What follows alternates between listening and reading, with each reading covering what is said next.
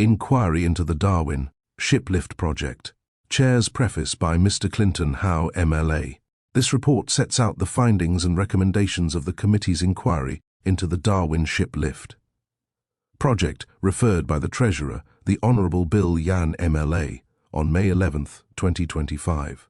The Ship, Lift and Marine Industries Complex, SLAMI Complex, was first announced in 2015. What began as a $100 million commitment has now escalated to an $820 million project, with completion expected by March 1, 2027. These outcomes are not the result of unforeseeable market forces alone.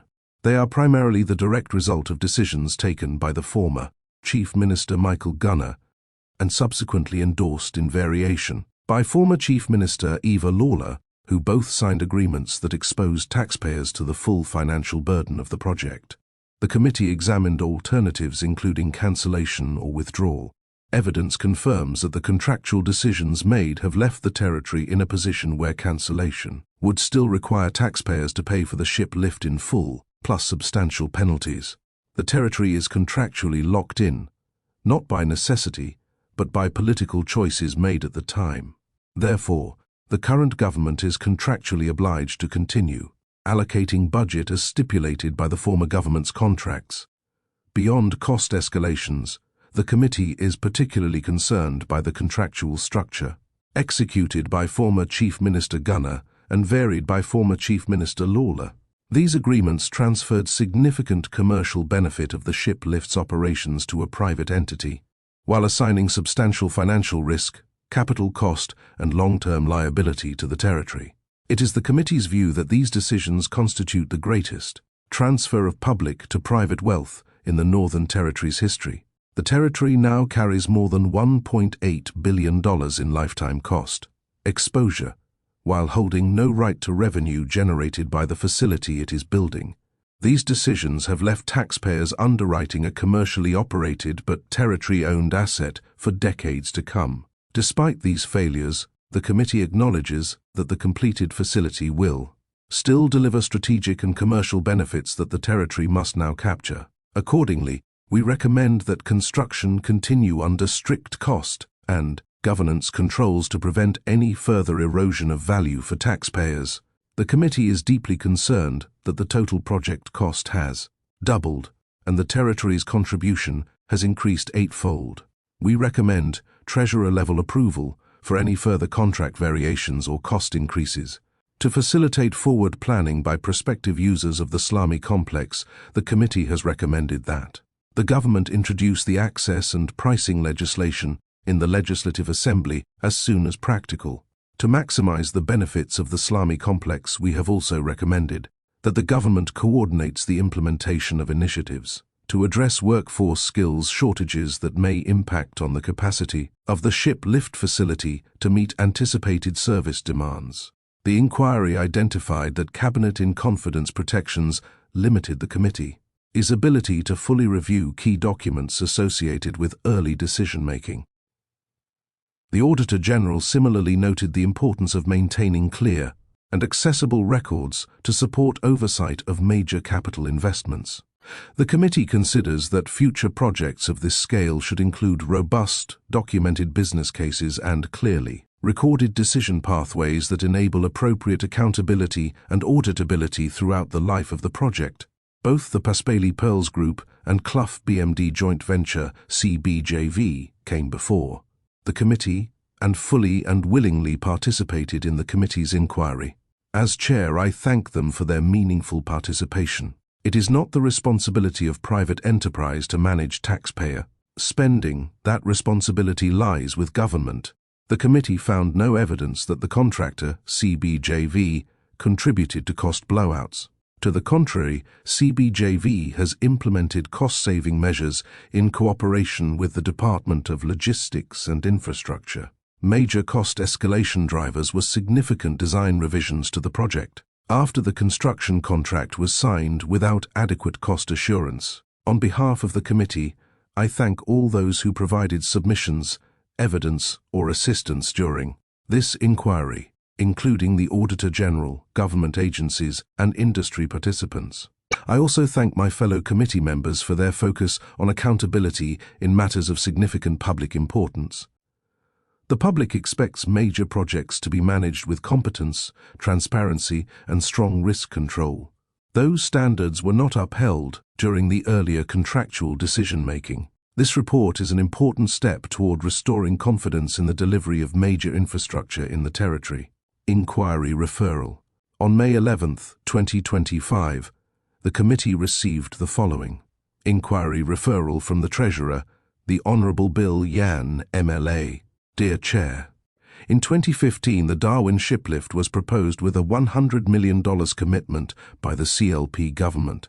The project has faced years of delay and cost escalations so that by the 2024-25% Labour budget, the estimated cost has climbed to $515 million. The former Labour government executed final contractual commitments before the August 2024 Northern Territory general election, pushing the territory past the contractual point of no return.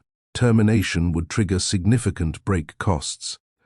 Construction is now underway, and major equipment is on order.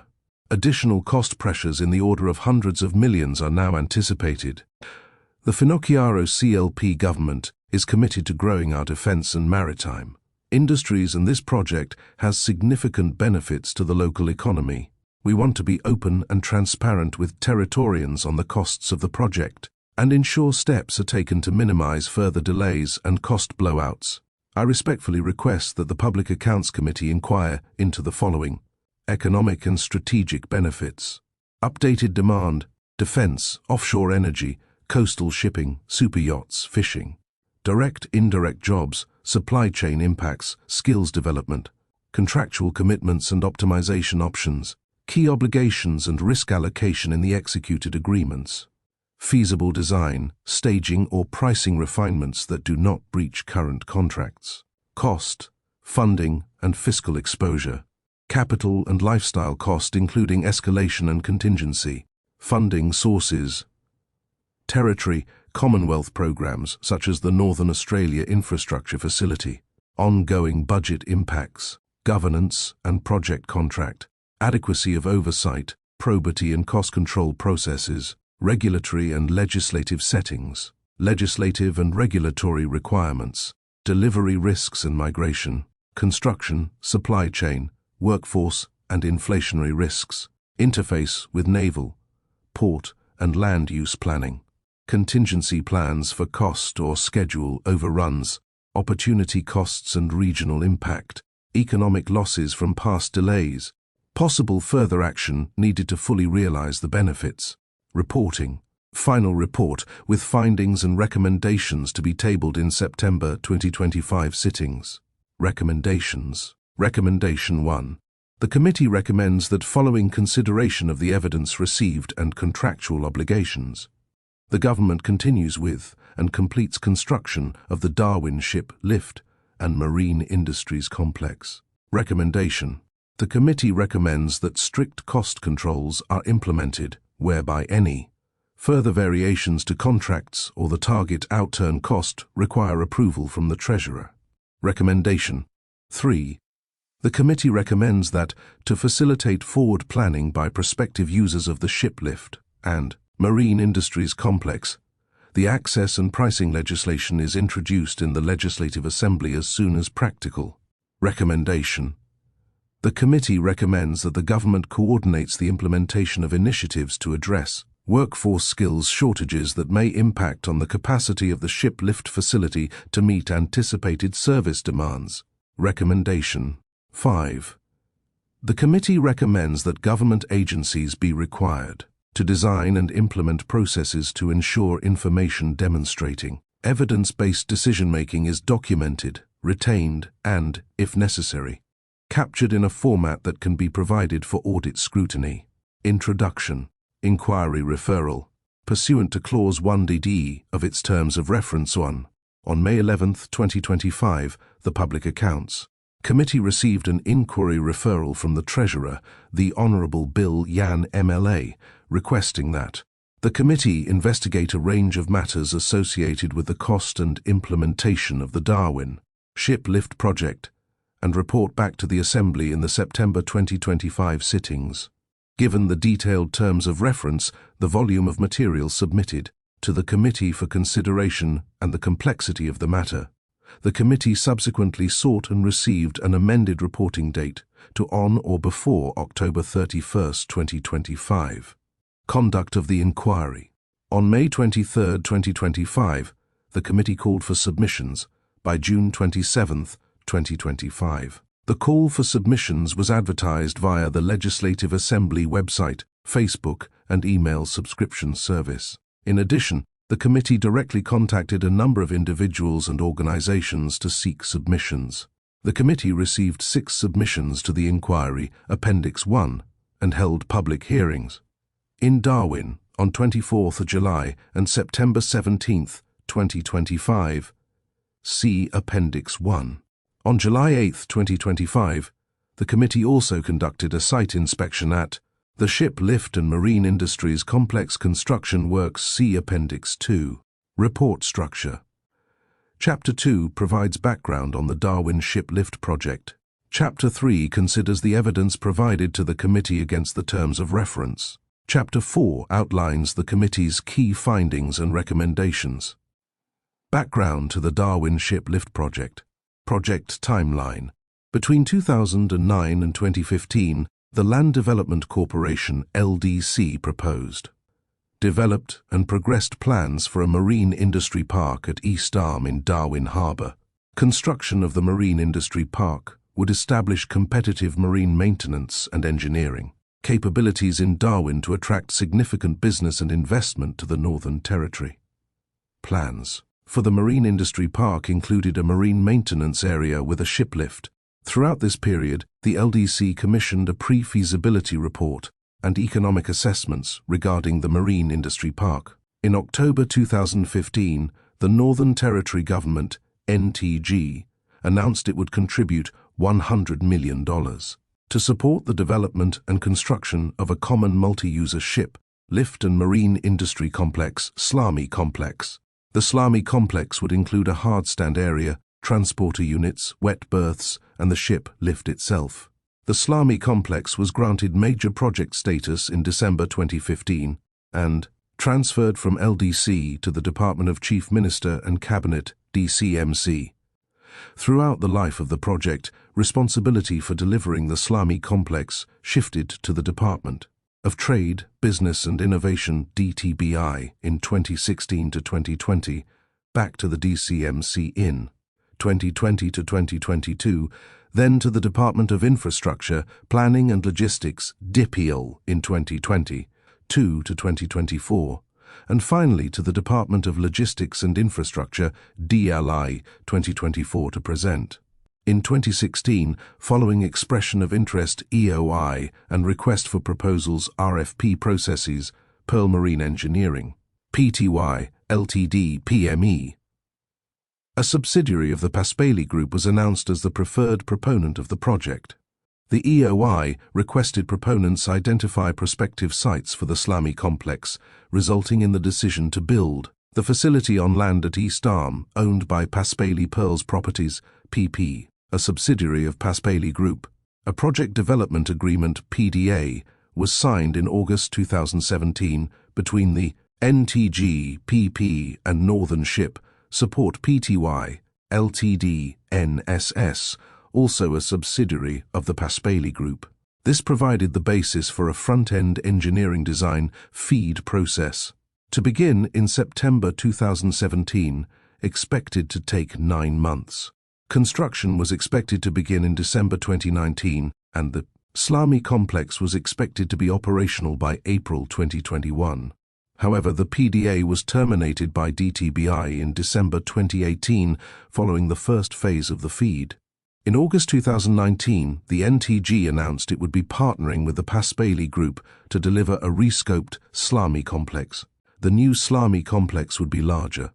The ship lift would be 103 meters in length, capable of lifting ships up to 5,000 tons, and the overall complex would have 4 wet berths. The NTG would own and construct the SLAMI complex on NTG land, and Paspaley would operate it under a 10-year renewable contract. The project was now estimated to cost the NTG $400 million. In December 2019, the NTG announced it had secured a $300 million loan from Northern Australia Infrastructure Facility, Northern Australia Infrastructure Facility, to fund the Slami complex. At this point in time, construction was expected to begin in 2021, and the Slami complex was expected to be operational by 2023. In July 2020, the terms for a land swap between the NTG and PP were agreed. This would enable the NTG to construct the Slami complex on the site Paspaley had identified for the project in the 2016 EOI and RFP process. In return, PP would receive a lot adjacent to the Slami complex on which the NTG would build Paspaley its own wharf infrastructure. In July 2021, an Operation and Maintenance Deed (OMD) contract was signed between the NTG and NSS. This awarded the operation of the Slami complex to Paspaley. Negotiations occurred directly with Paspaley. This was a cabinet decision, following an EOI for the design and construct tender starting in August 2020, and an RFP starting in March 2021. In November 2021, Clough Projects, Australia Pty Ltd and Territoria Civil were invited to progress to a request for final detailed design RFDD phase. Construction was expected to be completed and the site operational by late 2020. Clough was July 2022. Clough was selected as the NTG's preferred contractor.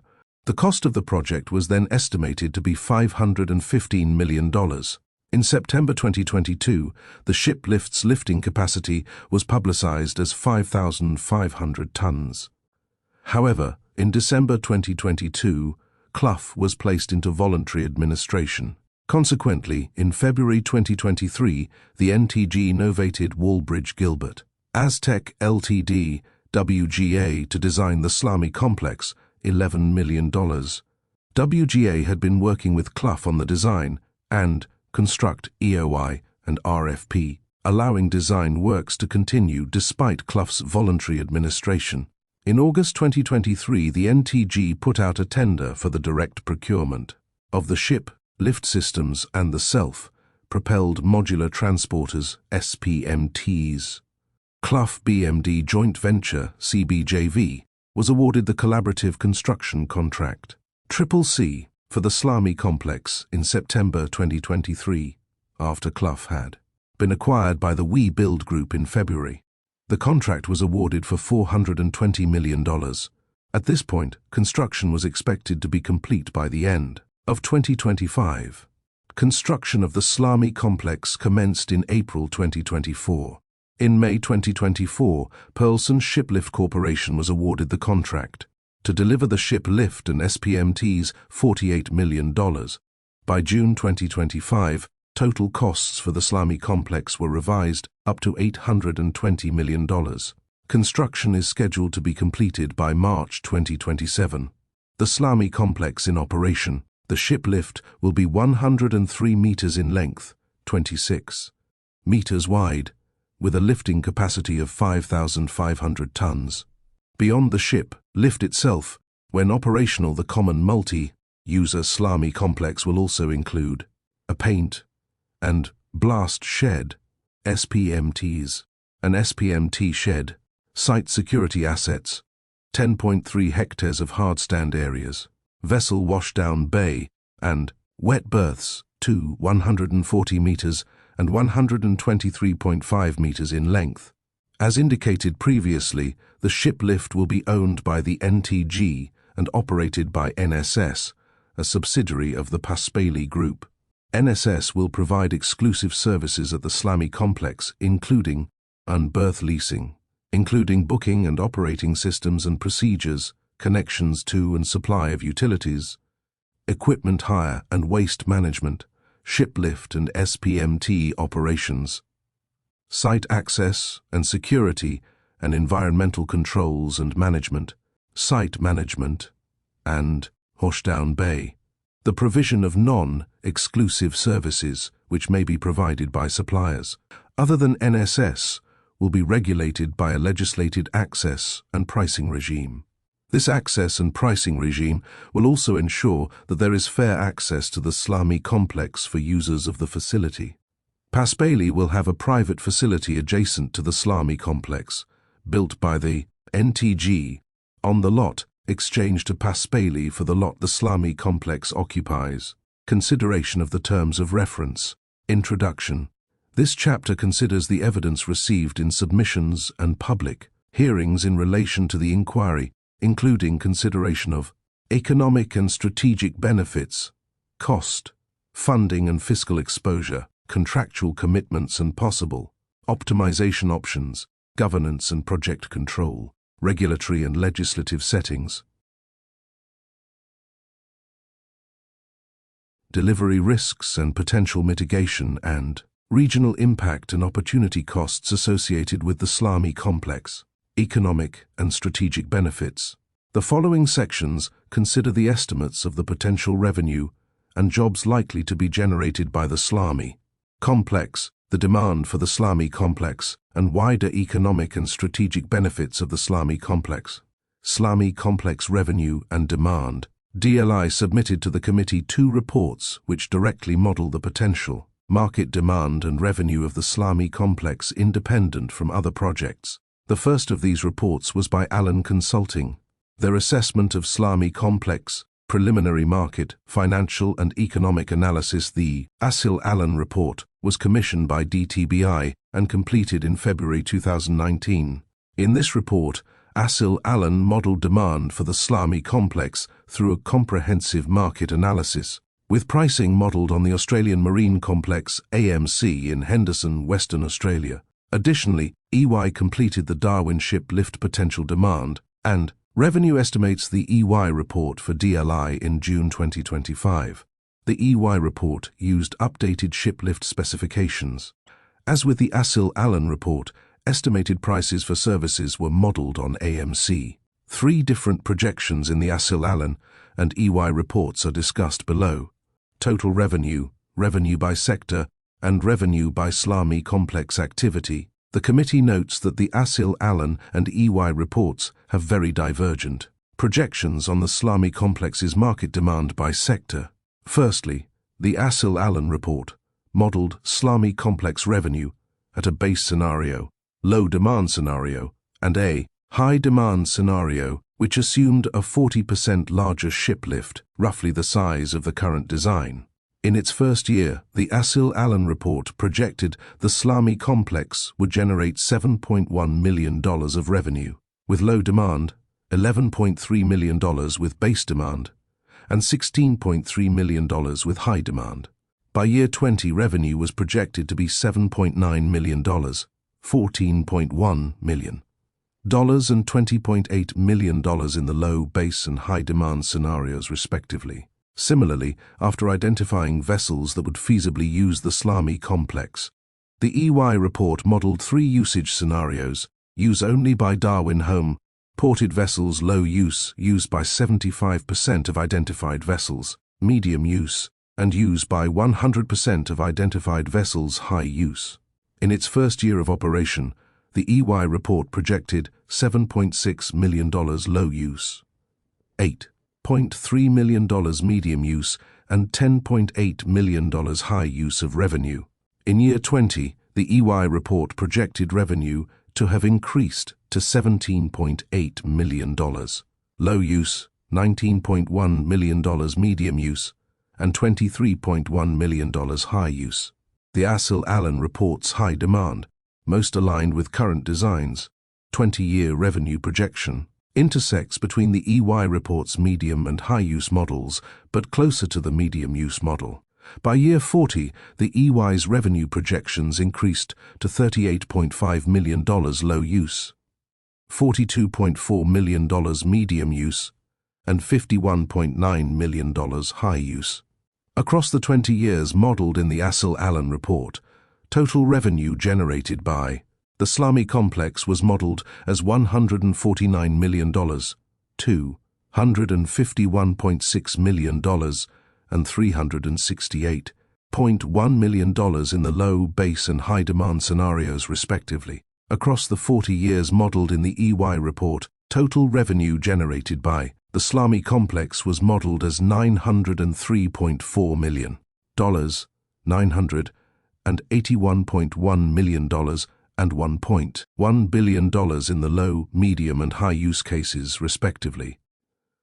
Under their high-demand scenario, the Assil-Allen report projected the plurality of Slami complex revenue to come from fishing, followed by offshore petroleum support, and then coastal shipping. In all three of EY's projections, the defense and national security sector was identified as the majority or plurality user of the Slami complex, 47 to 55% of revenue across the three scenarios, followed by leisure, 24 to 32%, and then tourism, 8 to 11%. In this report, a combination of aquaculture, fishing and pearling contributed only 2 to 3% of Slami complex revenue, and oil and gas provided 1 to 7% of revenue. The remaining share of revenue was projected to come from marine freight and port operations, which contributed between 2 to 6% of revenue across the three scenarios. In each of EY's three scenarios, the SPMTs composed the plurality or majority share of revenue, 46 to 52% of revenue between the three scenarios. 26 to 34% of revenue was attributed to wet berths, and 17 to 18% of revenue was projected to be generated by the ship lift itself. Hardstand area generated just 1 to 2% of revenue in each scenario, and the paint and blast shed generated 2% of revenue in all three scenarios. The Assil-Allen report did not model this data. The committee notes some limitations of these reports. Firstly, the Assil-Allen report is more than 6 years old, and there have been significant changes to the project and operational context of the Slami complex. Additionally, the Assil-Allen report highlights that, because of a lack of suitable available information, the analysis in this section does not reduce uncertainty sufficiently to be regarded as a solid basis for an investment decision by government, private sector equity investors, and debt financiers. Further, Mr. James Paspaley, Executive Director, Paspaley Group, advised the committee that the assumptions that EY was modelling its demand projections from were very different from our experience with private vessels and knowledge of the Darwin market. The committee notes that Paspaley Group currently operate the only large commercial ship lifting facility in Darwin. Whilst the Assil-Allen and EY reports indicate that the ship lift will generate significant revenue, DTF told the committee that there is no revenue stream to the territory government from the Slami complex. DTF advised the committee that all the economic benefits associated with the Slami complex will be received by the operator of the Slami complex, namely NSS. There is no revenue stream to the territory government from this. Based on the current information we have, we consider that, from an accounting treatment perspective, the ship lift facility is likely to be treated as a lease. That means that Paspaley would have the right to control the Darwin ship lift facility by obtaining substantially all of the economic benefits and the right to the direct use of the facility. No consideration will be paid to the territory for either the Darwin ship lift facility or the private Paspaley facility. The territory government receives no economic benefit or use of the private Paspaley facility. That is understood. However, this claim was strongly contested by Mr. Paspaley, Executive Director, Paspaley Group, who pointed to contractual distinctions between exclusive and non-exclusive services. Only NSS can provide exclusive services, meaning that all revenue generated from exclusive services will flow to NSS as the operator of the Slami complex. Exclusive services that only NSS can provide users of the Slami complex are site management, berth leasing, including booking and operating systems and procedures, site access and security and environmental controls, and management, ship lift and SPMT operations, washdown bay, equipment, hire and waste management, and connections to and supply of utilities. However, users of the Slami complex will also require non-exclusive services, which are many and varied. Contractors other than NSS will be able to provide these services at the Slami complex, protected from non-competitive practices under an access and pricing regime to be legislated by the NTG. Revenue from non-exclusive services will flow to the providers of those services. The value generation is by all those people who will come and work there. All of those people are not giving their revenue working on Navy ships to Paspaley, they are keeping it. Paspaley Group advised the committee that these non-exclusive services would generate the majority of the revenue at the Salami complex. The majority of the revenue generated by the shiplift is not for the government, nor will it be earned by its operator. But it will go to those maintenance contractors and service providers providing services at the common user facility. However, Paspaley Group advised the committee that they have the ability to provide non-exclusive services and plan on providing them in compliance with the access and pricing regime. While the NTG may not collect revenue from the Salami complex, DTF advised the committee that the NTG will indirectly collect revenue from the commercial activities undertaken at the Salami complex and enabled by the Salami complex. As the economy grows, we would see revenue through payroll tax, stamp duty, and other standard revenue streams that we get through the economy. Job creation. The committee has heard a range of estimates for the total jobs that will be created by this project. The Asil-Allen report projected direct or indirect employment as a result of the Salami complex to increase by 57 FTE jobs a year under the low demand scenario, 187 FTE jobs a year under the base demand scenario, and 359 FTE jobs a year under the high demand scenario. The Northern Australia Infrastructure Facility forecast 287 jobs created, with 250 jobs provided throughout construction. Paspaley Group advised the committee that the NTG has estimated that the Salami complex will generate 400 jobs when operational. On the upper end of estimates, DT Bar advised the committee that, in conjunction with growth in defense and export activity, Deloitte Access Economics projected that the construction of the Salami complex could facilitate growth in the maritime industry, supporting around 1,490 full-time jobs by 2030 to 31. Wider economic benefits beyond revenue and jobs generated by activities at the Salami complex, DTF advised the committee that the project will provide benefits to the territory through broader economic activity and a development of the marine industry's supply and repair industry across the top end. At the core of the benefits is that, as Deloitte Access Economics highlighted, the maritime industry is a critical enabler for export opportunities in the NT. In turn, DT Bar advised the committee that the Shiplift project in Darwin is a key enabler to develop the territory's maritime logistics capability to support these projects to proceed and to maximize local operational benefits. As a port city, Darwin has historically had a maritime capability, but strengthening this capability with the project is a key enabler to unlocking new opportunities associated with servicing new long-term demand from defense, oil and gas, and other clients.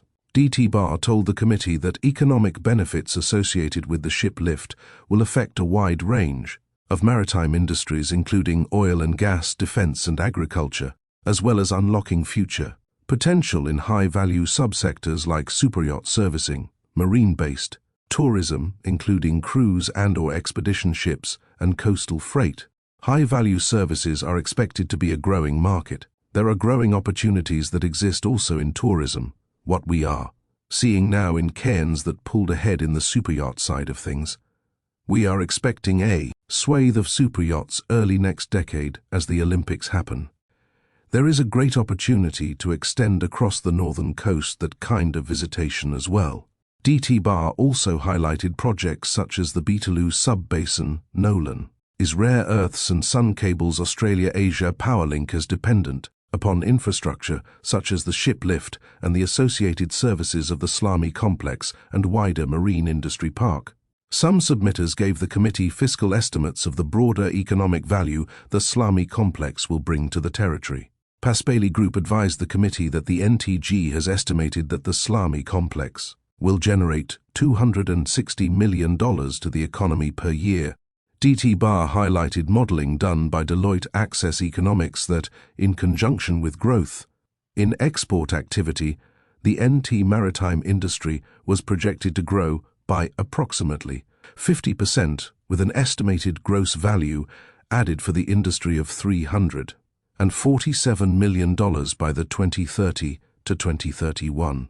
The Northern Australia Infrastructure Facility estimates $924 million of public benefit through economic diversification, job creation, new roles for highly skilled workers, and new opportunities for NT businesses.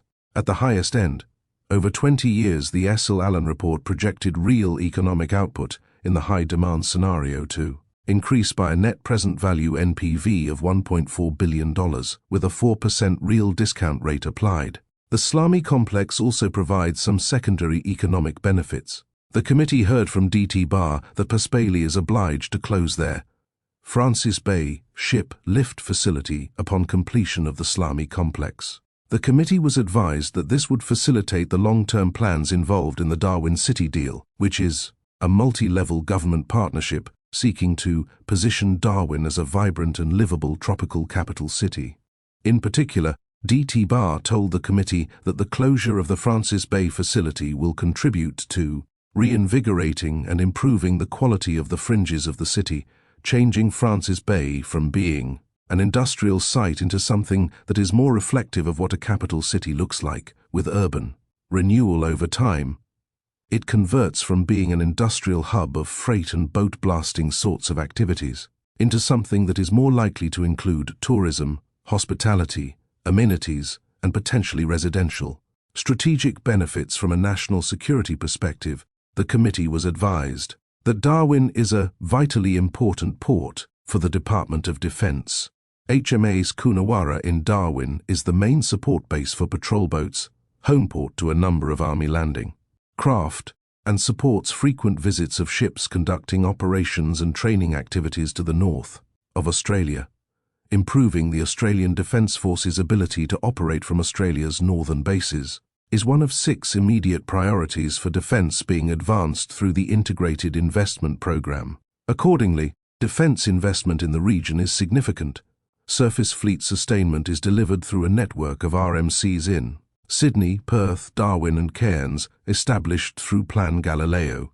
These centres bring together defence, prime contractors, local businesses and suppliers using local infrastructure, and personnel to deliver Navy's surface fleet maintenance and modernisation requirements. In December 2023, the government awarded an additional 5-year contract to Norster, valued at $150 million for RMC North Darwin. The contract for RMC North is expected to create up to 37 direct jobs and 56 indirect jobs in the region. Defence investment in the territory includes an upgrade of the HMAS Coonawarra to improve the Australian Defence Force's ability to operate from Australia's northern bases. These upgrades represent a significant expansion of marine capacity to allow the berthing of submarines at HMAS Coonawarra. Ongoing investment in a range of projects and activities across northern Australia will enhance the ADF's ability to project force. These investments include the redevelopment of the Larrakia Defence Precinct in Darwin, including facilities upgrades and new berthing, capabilities to accommodate major surface combatants and submarines at HMAS Coonawarra. Accordingly, in their submission, the Department of Defence said they saw opportunity for the ship lift to provide capability outcomes for defence once delivered. Defence considers the ship lift will enable the maintenance and servicing of Defence and Australian Border Force vessels. Defence vessels able to be serviced by the Salami complex include Armidale-class patrol boats, Cape-class patrol boats and landing craft medium vessels, as well as Arafura-class offshore patrol vessel and landing craft heavy. Paspaley Group advised the committee that the Salami complex would also be capable of servicing foreign Navy vessels, such as the British offshore patrol vessels in the region. At a broader strategic level, DT Bar told the committee that the Salami complex provided significant benefits to the NT by mitigating risk to supply chains. We live on an island. We need maritime capability. I think COVID made it very clear and acute how much of a risk it is for us in our general supply chains and connectivity with the rest of the world without those capabilities.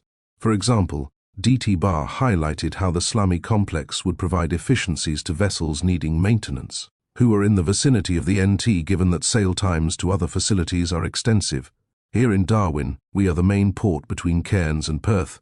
If you need to get a boat fixed between these, you are in Northern Australia and 3.5 days sail at a decent pace to Cairns and 6.5 days sail to Perth and about 7 days sail to Singapore. So it is not efficient to be sending boats to do those things, which is one of the key reasons to be developing a maritime capability that is deeper and broader here in the territory. The Slami complex will also help strengthen connections within the territory. DT Bar advised the committee that the shiplift was critical for servicing of our remote communities, which are inaccessible by road for a number of months of the year. The committee notes that many remote communities in the territory are reliant on barge services during the wet season. A network of 14 barge landings service remote coastal and island communities. These barge landings are on Aboriginal land, maintained by the Department of Infrastructure, Planning and Logistics, and the majority are on island communities with no alternative means of land transport. The roads that service coastal communities are often closed for part or all of the wet season, so communities completely or largely rely on barge landings for transporting commodities, equipment and materials, as well as food and medical supplies. Additionally, Mr. Paspaley advised the committee that it was his opinion that the current marine infrastructure projects being undertaken in Darwin were not of a scale or complexity to retain, attract, or develop highly technical skills in marine maintenance works. However, Mr. Paspaley noted the Slami complex would reverse this decline. In my view, the Northern Territory has been losing capability in the highly technical skills required to do some of the marine maintenance work that is required, particularly when it comes to things like defence, border force, and foreign navies and the types of work that Australia looks to do. By having a piece of enabling infrastructure like this, we have an opportunity to attract businesses to the Northern Territory, including defence multinationals and all their subcontractors, to do extensive works. Similarly, DT Bar told the committee that the Slami complex would trigger the development of maritime skills in Darwin. The short of it is that scale is a friend of being able to grow out an ecosystem and improve our capacity to service vessels. Having a shiplift that can service broader vessels and drive that demand for it will help us build out the capability. The benefits of these skills being brought in or developed for defence will flow on to other sectors. Mr. Paspaley told the committee that defence maintenance is primarily undertaken at regional maintenance centres by regional maintenance providers such as Norster North in Darwin. This means technical skills necessary for defence maintenance can be utilised more broadly within the sector, supporting a high-skilled marine capability in Darwin. A naval electrician can be working on a Navy boat one day and working for oil and gas the next day, working for Sea Swift the next day.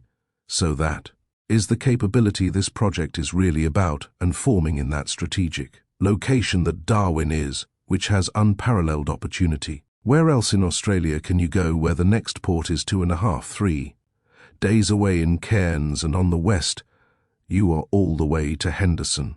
We have this isolated, well-protected harbour with a lot of ships moving in and out of it. All we need is somewhere to do the work. Cost, funding and fiscal exposure. In the following sections, the committee outlines its understandings of the cost escalations, funding sources, ongoing budget, impacts, the ownership and operating model in comparison to other jurisdictions, and life cycle costs of the Slami complex. Cost escalations.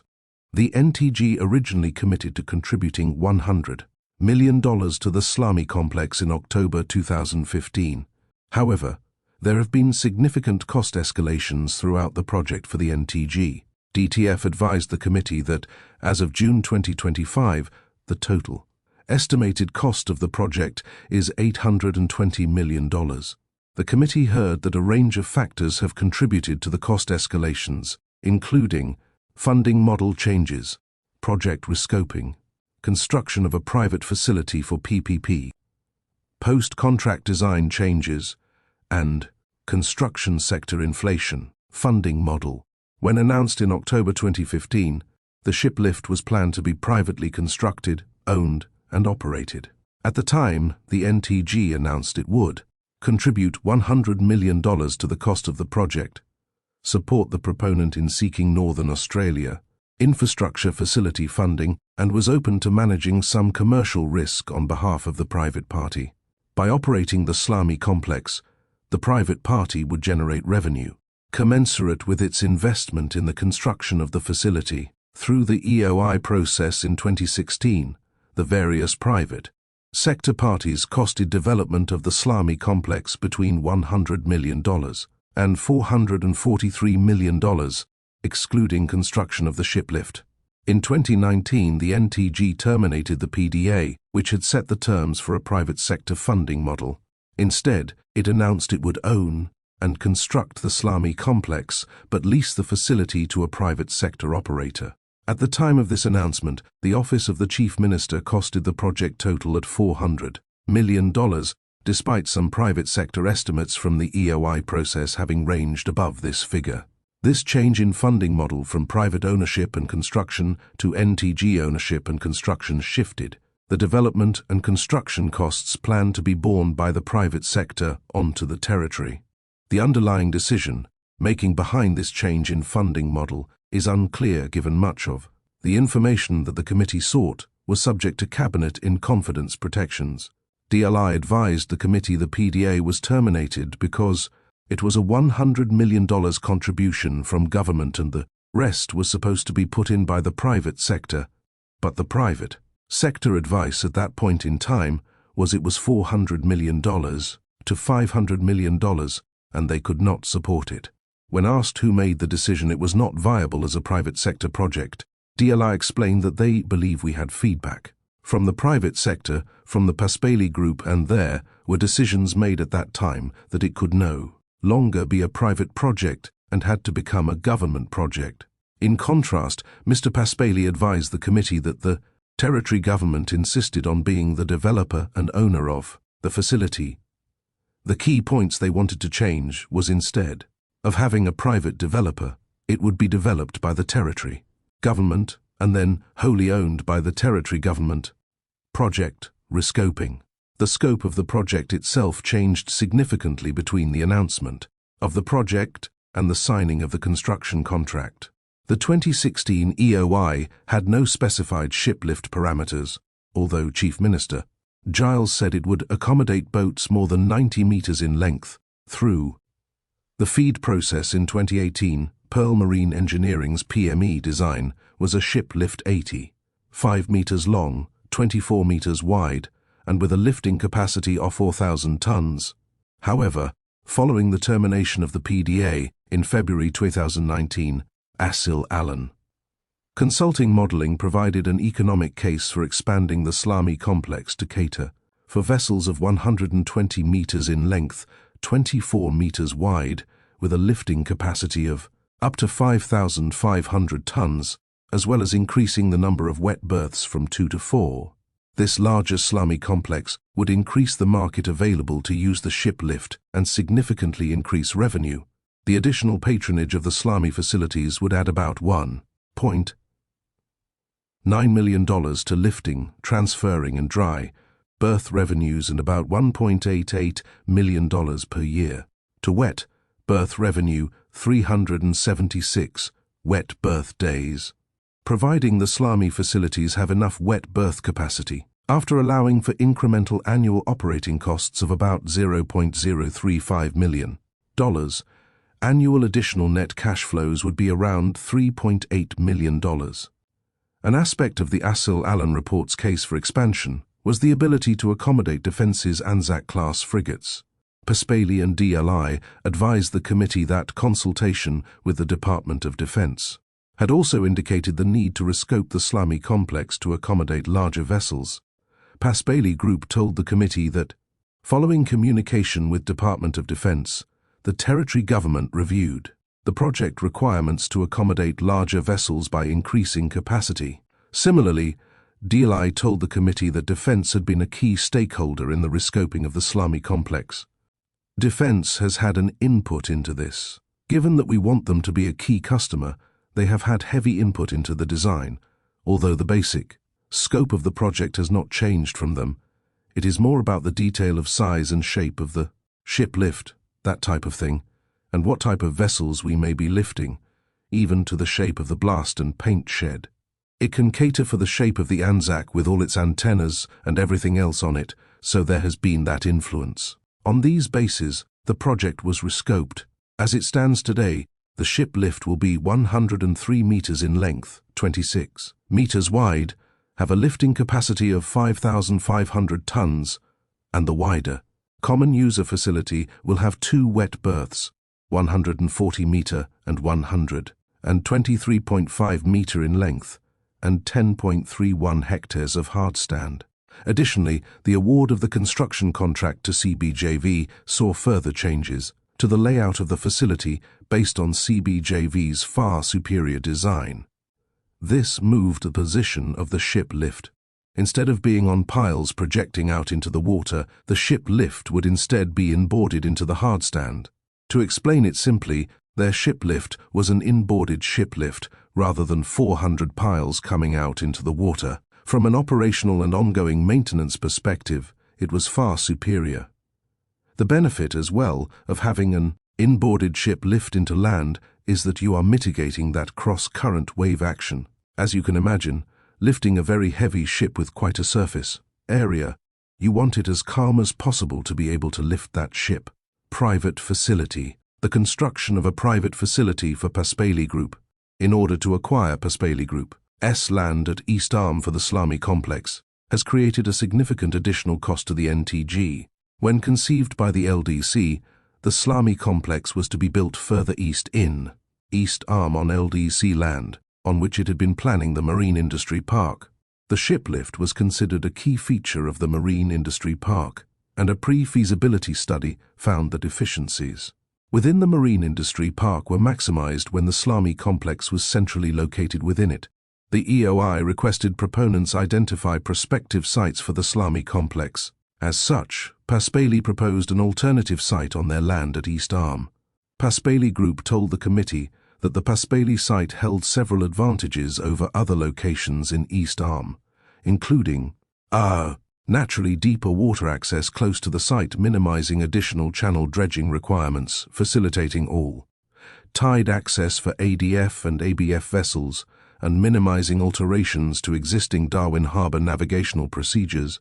B. Being a brownfield disturbed site limiting mangrove loss. C. The existing knowledge of the landside and marine areas due to previous heritage and environmental studies undertaken for nearby developments, including the marine supply base. D. Direct access off Berrima Road, which is designed for heavy vehicle traffic accessing East Arm Wharf, and E. Low expected volume and frequency of maintenance dredging. At the time, the facility was planned to be privately owned, constructed and operated. Cabinet agreed to Paspali's proposal to build the Slami complex at Paspali's existing East Arm site. After the termination of the PDA between Paspali and the NTG, the Asil Allen report compared the cost of the two sites. They found that the LDC site had higher development costs than the Paspali site. Land reclamation costs were the greatest contributor to the greater projected cost of developing the LDC site at $20.8 million with contingency. Capital expenditure dredging costs were also projected to be $0.5 million greater at the LDC site with contingency. These greater costs of development meant that the NPV of the Paspali site was 10 times more profitable than the LDC site NPV of $25.7 million compared to $2.5 million. Differences in projected ongoing dredging costs between the two sites were marginal. Upon the change in funding model from private to public ownership and development, it was the NTG's preference that the Paspali site be retained as the location of the Slami complex. Mr. Paspali told the committee that the territory government, in subsequent negotiations between 2019 and 2020, insisted it must own the ship, lift and maintenance infrastructure, and the land it sits on, that the territory was to be the developer of the ship, lift and maintenance facility on the existing Paspaley site, and that Paspaley was to relocate its ship lifting and maintenance business from its Francis Bay area to the new site. Retention of the Paspaley site for the Slamy complex required the NTG to acquire this site. However, as Mr. Paspaley highlighted to the committee, without ownership of the facility, there was little commercial justification for Paspaley Group to decommission their existing facility and give their land to the territory for the new facility.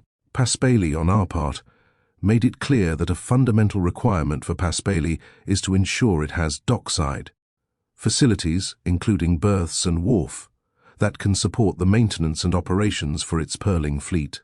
Any development at East Arm needs to recognize Paspaley's future pearling requirements and provide Paspaley with a suitable alternative to Francis Bay. Without this outcome, there is little logical justification for Paspaley to participate further. Terms between the NTG and Paspaley Group for a land exchange were negotiated. These terms included the NTG agreeing to construct Paspaley Group a private facility on the land swapped to Paspaley, which is adjacent to the original Paspaley site. The territory was prepared to transfer adjacent Crown land to Paspaley and to provide wharf infrastructure on that land as part of the project in exchange for Paspaley's land to facilitate the project and achieve the project benefits identified in Asil Allen's findings. Paspaley was prepared to transfer its land and take on these operational risks, as the project would enable a more capable marine maintenance and support industry to grow in Darwin, as Paspaley has consistently championed and would benefit from, and for Paspaley to have, a facility permitting the long-term home porting of our fleet, thereby providing the ship lift with its foundation customers and an experienced operator for critical functions. Design revisions post-award. There have been 3 rounds of design revisions after contract award in September 2023. These have significantly changed the layout of the Slamy complex, including removing a planned finger, wharf, realignment of wet berths, size and layout of hardstand area, and pavement specifications. Construction sector inflation. Construction costs have also increased because of industry-wide cost escalations. DLI advised the committee that about 25% of cost escalations were attributable to construction inflation. These industry-wide escalations are broadly related to COVID inflation and global supply chain disruptions associated with crises. Construction, not just this project, was impacted significantly through COVID, and escalation of costs, particularly labor costs and material costs. Freight costs have also gone up, particularly for international items that we are purchasing. The uncertainty in the world with the conflict. For example, one of our pieces of kit comes from Europe and normally it would come to Australia through the Suez Canal, but with the Houthi it now has to go around the bottom of Africa to get here, so there are significantly more freight costs for those types of things. These have had significant effects on the costs of labor, construction materials and freight. For example, steel prices temporarily increased by 50% throughout the COVID-19 years, and the building cost index significantly outpaced the consumer price index. Additional challenges for construction in the NT are outlined in the Infrastructure Market Capacity 2024 report. This report highlighted that the NT has less than 1% of Australia, is steel fabrication capacity but contributes 7% of demand. It further identified a 40% increase in demand for labor since the previous year's forecast, likely leading to workforce shortages. Both factors increase costs of construction in the NT. Future cost changes. The committee heard from DLI and DTF that further project cost increases are not expected. DTF was confident that the $820 million budget is the total cost of the project. Confidence in estimates of total project costs have increased as construction has progressed.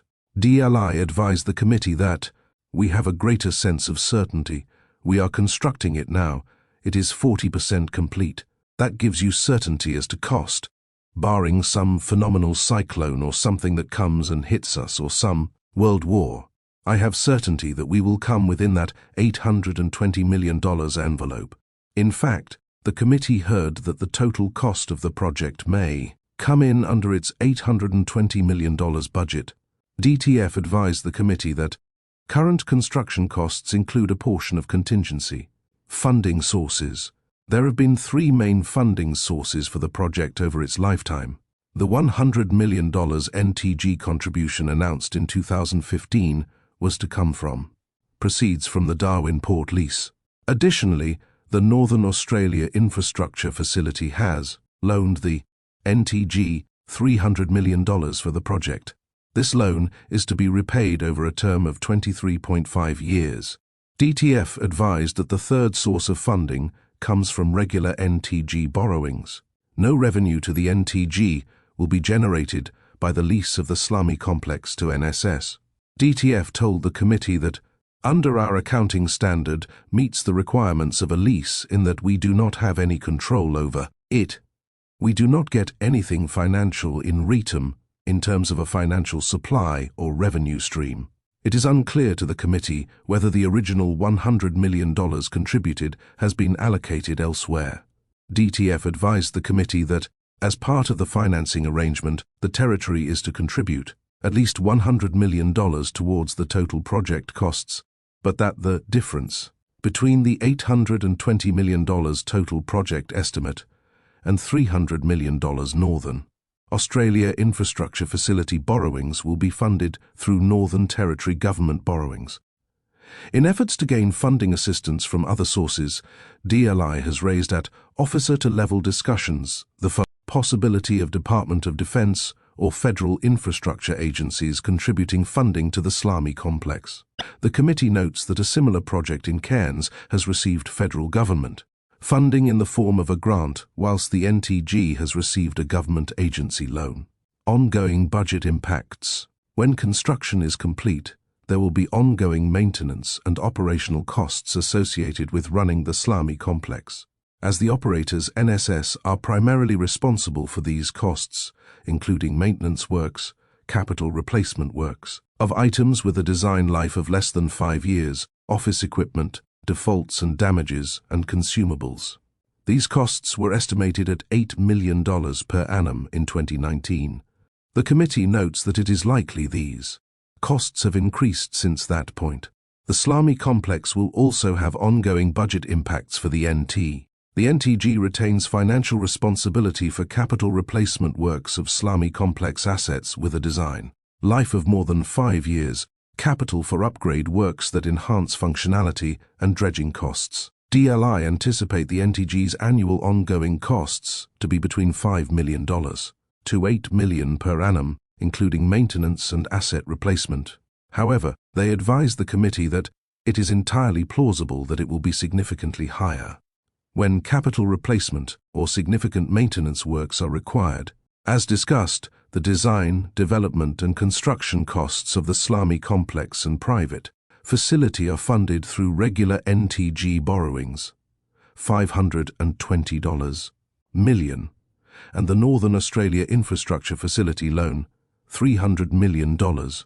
This means the NTG is also liable for ongoing repayments on these borrowings, including interest expenses. Combined, DTF expects interest expense of the Northern Australia Infrastructure Facility loan and other borrowing to be $35 million per annum. DTF noted that this annual interest cost would be over 23.5 years, although they noted that annual interest would be reduced if the loan was paid off at a quicker rate than anticipated. Despite this, DTF advised the committee that this would most likely apply for the full period. The final executed Northern Australia Infrastructure Facility loan has a term of 23.5 years. The interest rate applicable to the naive component of borrowings is favourable, and therefore the territory would likely hold this debt for the full 23.5-year term. In regard to the territory, sourced borrowings to fund the balance of the ship lift project, no specific term is available as territory borrowings are not undertaken on a project level. Rather, they are undertaken to meet total annual operating and capital requirements. On this basis, it would be appropriate to assume that the $35 million annual interest would be incurred over the NIF term of 23.5 years. DTF told the committee that, as no consideration is paid to the territory following the completion of the project, the Salami complex will be removed from the territory's balance sheet. The committee understands this to mean that the ongoing liabilities will continue to feature on the NTG's balance sheet, but the facility will not be considered an NTG asset.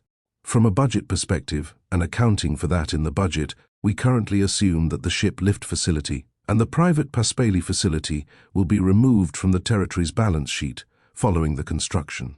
Through a grant to Paspaley, it is also important to note that the final accounting treatment for the ship lift facility would depend on the terms and conditions of final operating and contracting terms. We will bear the full cost of construction. That will be managed through borrowings. It sits on our liabilities. The committee is unaware of the decommissioning costs associated with the Salami complex. The Salami complex has been built to have a 50-year lifespan, if well maintained throughout its life. Ownership and operating model. The committee has examined the ownership and operating model of the Salami complex in comparison to the different models ship lift facilities operate under throughout Australia. Private ownership and operation. There are many ship lifts that are privately owned and operated. Paspaley Group's ship lift at Francis Bay is one such example. They hold full ownership and control over the facility. As Mr. Paspaley told the committee, the present Francis Bay facilities are operated by and for the benefit of Paspaley, and service only those customers and service providers whom we accept. We can choose what services we provide and to whom. When we provide maintenance services to customers, we control the revenue generated. This is the normal function of a private commercial maintenance facility. This model was planned for the Salami complex upon commencement of this project, although an access and pricing regime would ensure that an open access common user facility model is achieved. The preferred proponent would own, develop and operate the Salami complex. The NTG would contribute $100 million to the costs of the project, but would not own, develop or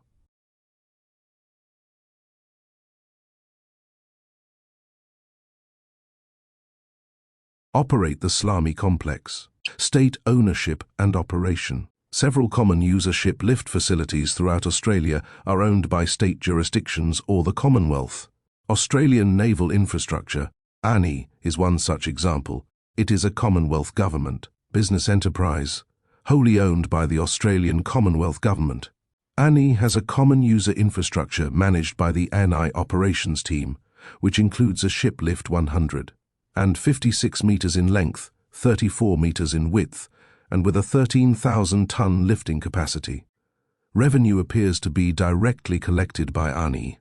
Ports North is a Queensland government-owned corporation, responsible for leading the development of the Cairns Marine Precinct Common User Facility, CMP CUF. This facility is planned to include a ship lift with a 5,000-ton lifting capacity and able to accommodate vessels of up to 120 meters in length. It is understood that Ports North will directly manage the CMP CUF when it is complete. State ownership and private operation. In other cases, government owns the facility but leases the management of common user facilities to the private sector. One such facility is the Australian Marine Complex AMC, located in Henderson, Western Australia. AMC is owned by Development WA, the Central Development Agency of the Western Australia Government. Although AMC is owned by Development WA, it is managed by Ventia, a commercial infrastructure services provider. The Western Australia Government collects revenue from AMC's operation and pays the operator of the AMC a fee for managing the facility, including a commercial margin. The Salami complex model. The operating model of the Salami complex does not align with any of the above models. The NTG will own and develop the Salami complex, as with ANI, CMP-CUF, and AMC. However, unlike ANI or the CMP-CUF, the NTG or a subsidiary entity will not operate the Salami complex. Under the OMD, NSS will be the operator of the Salami complex. Further, Unlike AMC, where Ventia operate the common user facility for a commercial fee, NSS will not collect a commercial fee from the NTG and instead will collect the full revenue associated with their provision of exclusive services. The committee notes that the underlying principle of the private sector model in 2016 was that it would be driven by the market to enable a commercial return for the private owner-operator. The costs involved in constructing the Slami complex would be exceeded by the benefits of revenue generation in its operation. However, when the NTG elected to take on the full costs of ownership and construction, all benefits of revenue generation remained with the private sector. As the owner and developer of the Slami complex, the NTG gains no direct return on its investment. In contrast, NSS gains all revenue from exclusive services as the operator.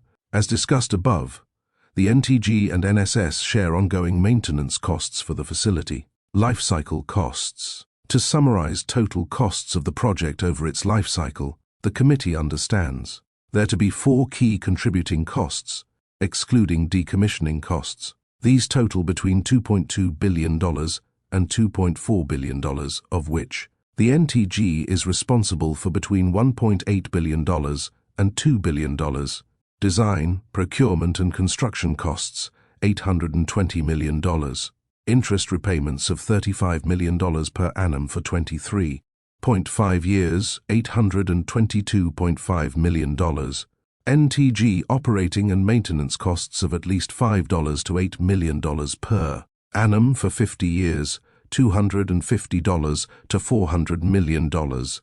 And NSS operating and maintenance costs of at least $8 million per annum for 50 years, $400 million. Contractual commitments and optimization options. In the following sections, the committee considers the NTG's obligations in executed agreements, risk allocations in executed agreements, and feasible design refinements of the Slami complex. Key contract timeline. Several key contracts have been signed that bind the NTG under ongoing contractual commitments. The earliest is the Slami Development and Land Deed (DLD) signed between the NTG, NSS and PP in July 2020. In June 2021, the Ship Lift Facility Operation and Maintenance Deed (OMD) was signed between the NTG and NSS. In the same month, the DLD was varied for the first time. In July 2022, Clough was selected as the preferred proponent for a design and construct contract following an EOI, RFP, and RFDD. Clough subsequently entered voluntary administration in December 2022.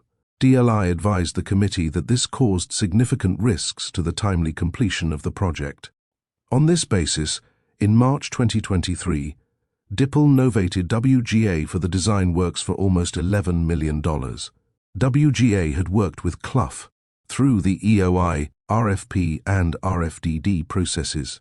The NTG and CBJV signed a construct-only collaborative construction contract, CCC, for the Slami complex and private facility in September 2023 for $420 million.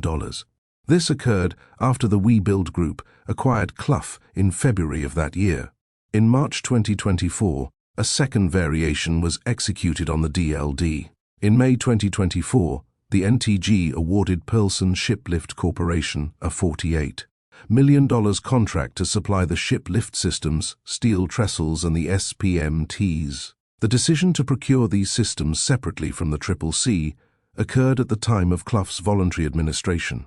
DLI told the committee that there are very long lead times for those items, so we did it for the time risk. Additionally, DLI advised that direct procurement for these items meant that costs were reduced through the reduced margin and risks accepted by the territory. Obligations in executed agreements. A range of commitments exist within these various contracts, including break fees. DLI advised the committee that breaking contracts would impose financial penalties upon the NTG that could meet or exceed the cost of completing the project, with break fee estimates between $100 million and $600 million. Development and Land Deed. The DLD provided the terms for a land exchange between the NTG and PP. In 2020, The lot the NTG would acquire from PP was valued at $7.645 million, whilst the value of the lot PP would acquire from the NTG was $1.5 million. The land transfer between the NTG and PP was executed in April 2024. No additional monies were paid by either parties in relation to this land swap. The DLD also provided the terms under which the NTG would design and construct the Slami complex on the land it would gain from PPP, and B, a private facility on the land PPP would gain from the NTG. The NTG is now contractually obliged to substantially complete construction of the Slami complex and private facility and issue certification of these facilities by March 1, 2027. If the NTG fails to complete construction by March 1, 2027, Paspaley will be released from its obligations to decommission its Francis Bay ship lift, will have the right to terminate their agreement with the NTG, remediate or complete the works on the private facility and recover costs from the NTG for these remediation or completion works. The first variation of the DLD removed the requirement that the Slami complex and private facility must have 6 berths, down to 5. The second variation on the DLD increased the fiscal threshold against which the NTG could elect not to proceed with the project and implemented a significant design revision. This design revision included operation and maintenance deed, removing the finger wharf extending the area of land reclaimed on the Paspaley facility and reorienting berths 5 and 6, creating a new area for a pocket for a future mobile travel lift for smaller vessels, extending the berth a dredged pocket to 140 meters increase in heavy lift, platforms allowing for independent metering at all service pedestals, improved amenities in the SPMT garage. As announced in 2019, Paspaley Group would operate the Slami complex under a 10-year renewable agreement. This was changed throughout negotiations between Paspaley and the NTG. The OMD currently provides for Paspaley Group to operate the Slami complex for a term of 40 years with conditional opportunity to extend that term. Mr. Paspaley advised the committee that he believed that the 10-year renewable agreement would have likely been renewed out to a 40-year period. The committee notes that other common user facility operating agreements are for a lesser period. Australian Marine Complex Management was the facility manager of AMC for 19 years between 2003 and 2022, including one 4-year renewal of contract after an EOI process in 2017. Since 2022, AMC has been managed by Ventia. Development WA and Ventia have a 5-year management contract with up to 2 extensions each of 5 years. The committee understands that the length of the operating agreement was likely necessary to secure Paspaley Group as the operator of the Slami complex. Reflecting on the initial 10-year renewable agreement, Mr. Paspaley told the committee that it was unlikely that Paspaley Group would close their current commercial facility to operate the Slami complex if they were not provided a long-term operating agreement. Mr. Paspaley told the committee that he thought that the original agreement was in the order of 40 years as well, on the basis that we have continually run the argument that if we have to cease doing what we are doing at Francis Bay, we would not do so on the basis of a short-term agreement somewhere else. It is completely illogical. As noted previously, under the OMD, the NTG has also agreed to ongoing financial responsibility for capital replacement and upgrades of the Slami complex. Minimum output specifications. The minimum output specifications are the requirements to which the NTG has agreed to build the Slami complex for NSS to operate, as well as the build specifications of the private facility. As of June 2025, the Slami complex is to include a ship, lift 26 meters wide, 103 meters long, and, with a vessel lifting capability of 5,500 tons, B 2 wet berths allowing for in-water maintenance, C 10.3 hectares of hard stand areas for ship repair and maintenance works, D self-propelled modular transporter SPMT units to transport the ships around the facility, and E an administration building, SPMT shed, washdown bay and blast and paint facilities. The private facility, when complete, will consist of 5.91 hectares of hardstand and 3 wet berths. The majority of the hardstand area will be reclaimed land, meaning that upon completion of construction, Paspaley will only have slightly more land above water than it did prior to the land swap.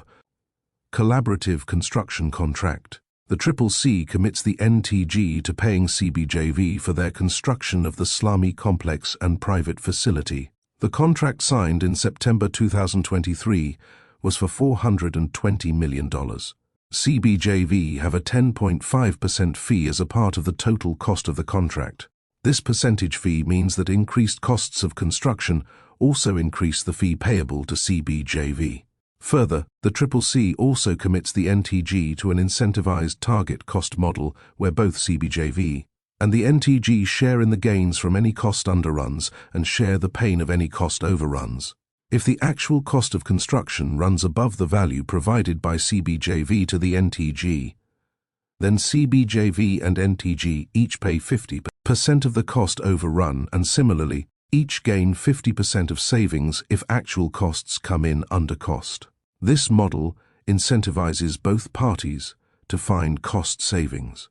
However, gain and pain shares only apply up to a 10% under or overrun, after which the NTG gains the full savings or takes on the full cost of budget overruns.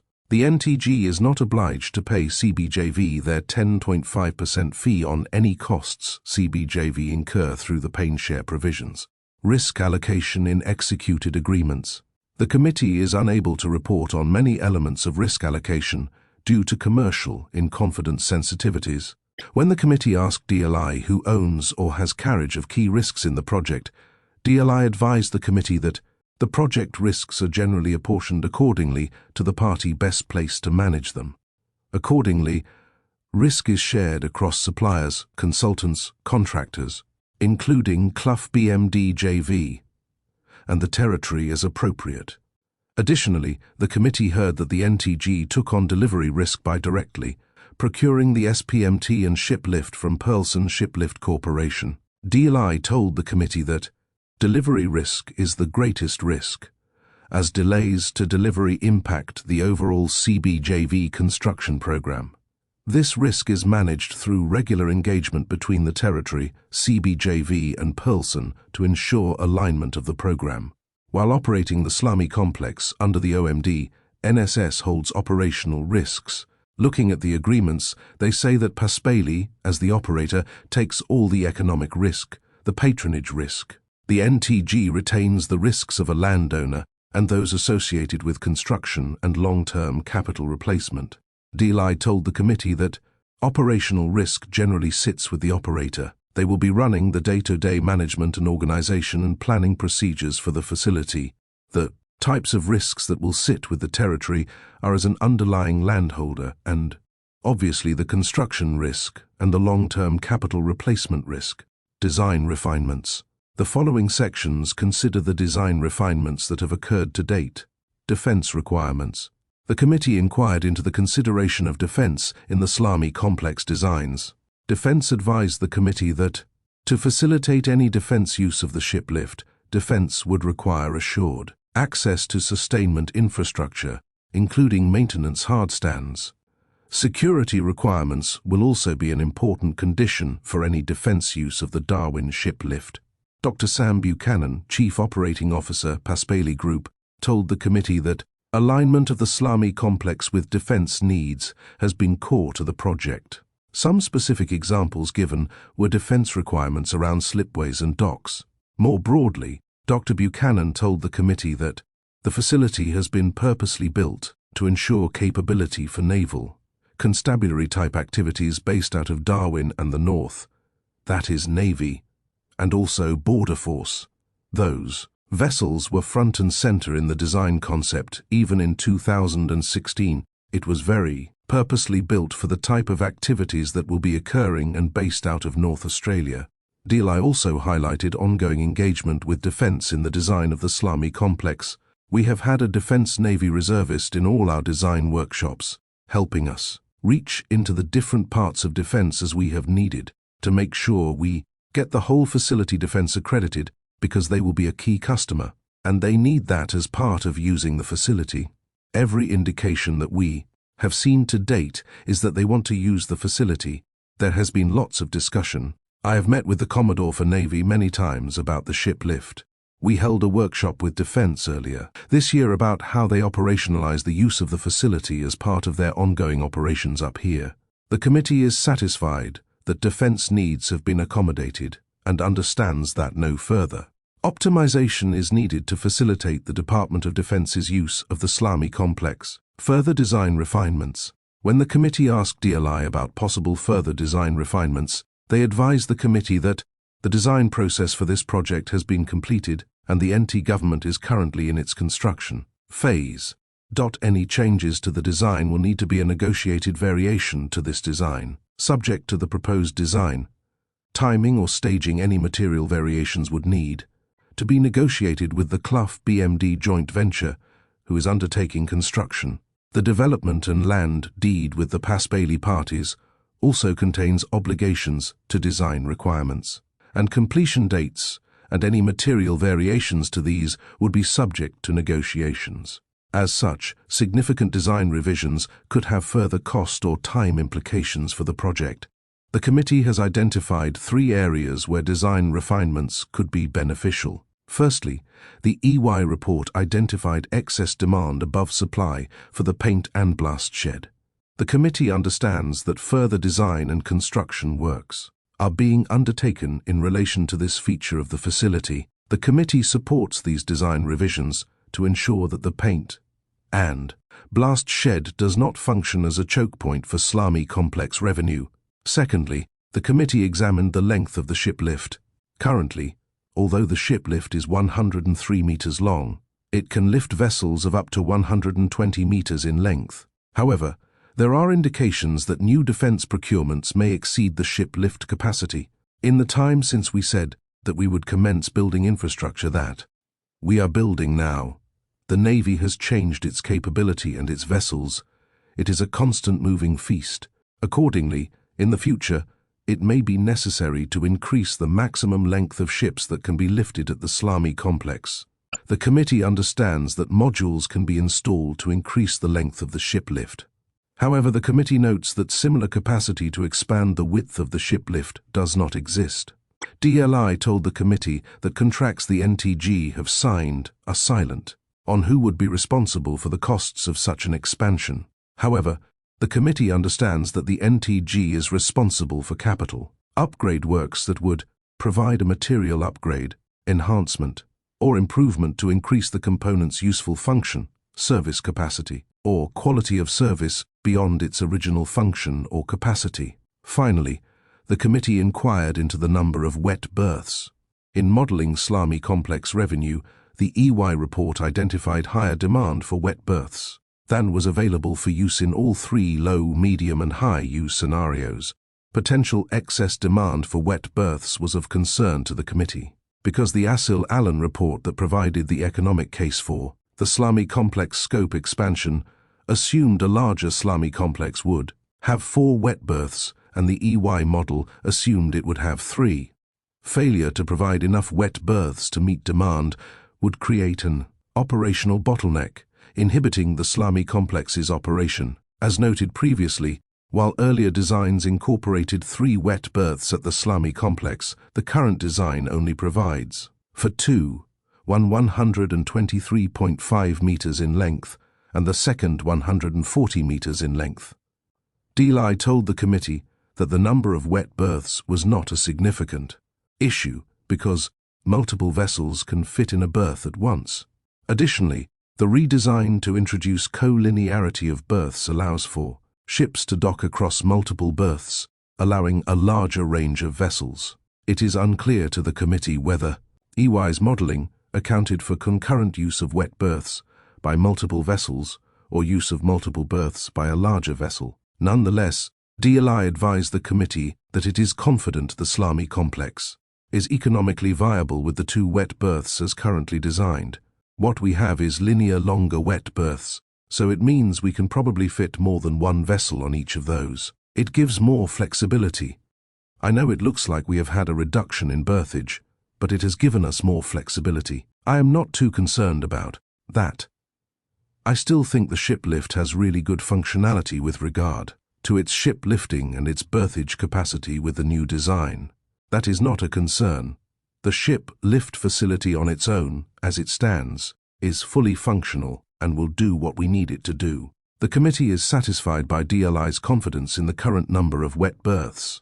It does not appear that any design revisions are necessary in this space, particularly with the significant costs additional wet berths would incur through design and construction renegotiation, governance and project control. In the following sections, the committee considers governance responsibility throughout the project's history, the NT project, management framework, probity processes related to the Slami complex, and issues arising from the Auditor General's audit of the ship lift in November 2018 and May 2024. Governance responsibility, as highlighted in Table 2 and discussed below, responsibility for the Slami complex has shifted between many NTG departments over the span of the project. Timeline. Commencement, December 2015. Conception initially, the ship lift project was developed by the Land Development Corporation, LDC. When the ship lift project was granted major project status in December 2015, it was transferred from LDC to the Department of Chief Minister and Cabinet, DCMC. The Office of Major Projects and Infrastructure and Investments, OMPI, held responsibility for this project within DCMC.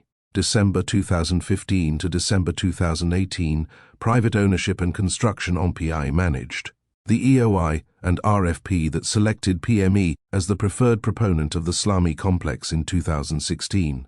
Under OMPI, a steering committee was established to oversee the delivery of the project through a competitive public process. The steering committee reported to the Major Projects Subcommittee, which oversaw all major projects in the NT. Under the steering committee, 2 new committees were established to lead the EOI and RFP processes, the Evaluation Committee and the Advisory Committee. The Evaluation Committee developed an evaluation plan to ensure all EOIs and RFPs were assessed objectively and without bias. The Advisory Committee was composed of specialists in defense, commerce, and law, and provided observations to the Evaluation Committee. Following the August 2016 NT general election and machinery of government changes, OMPI was relocated to the Department of Trade, Business and Industry DTBI, and renamed to Strategic Infrastructure Projects SIP.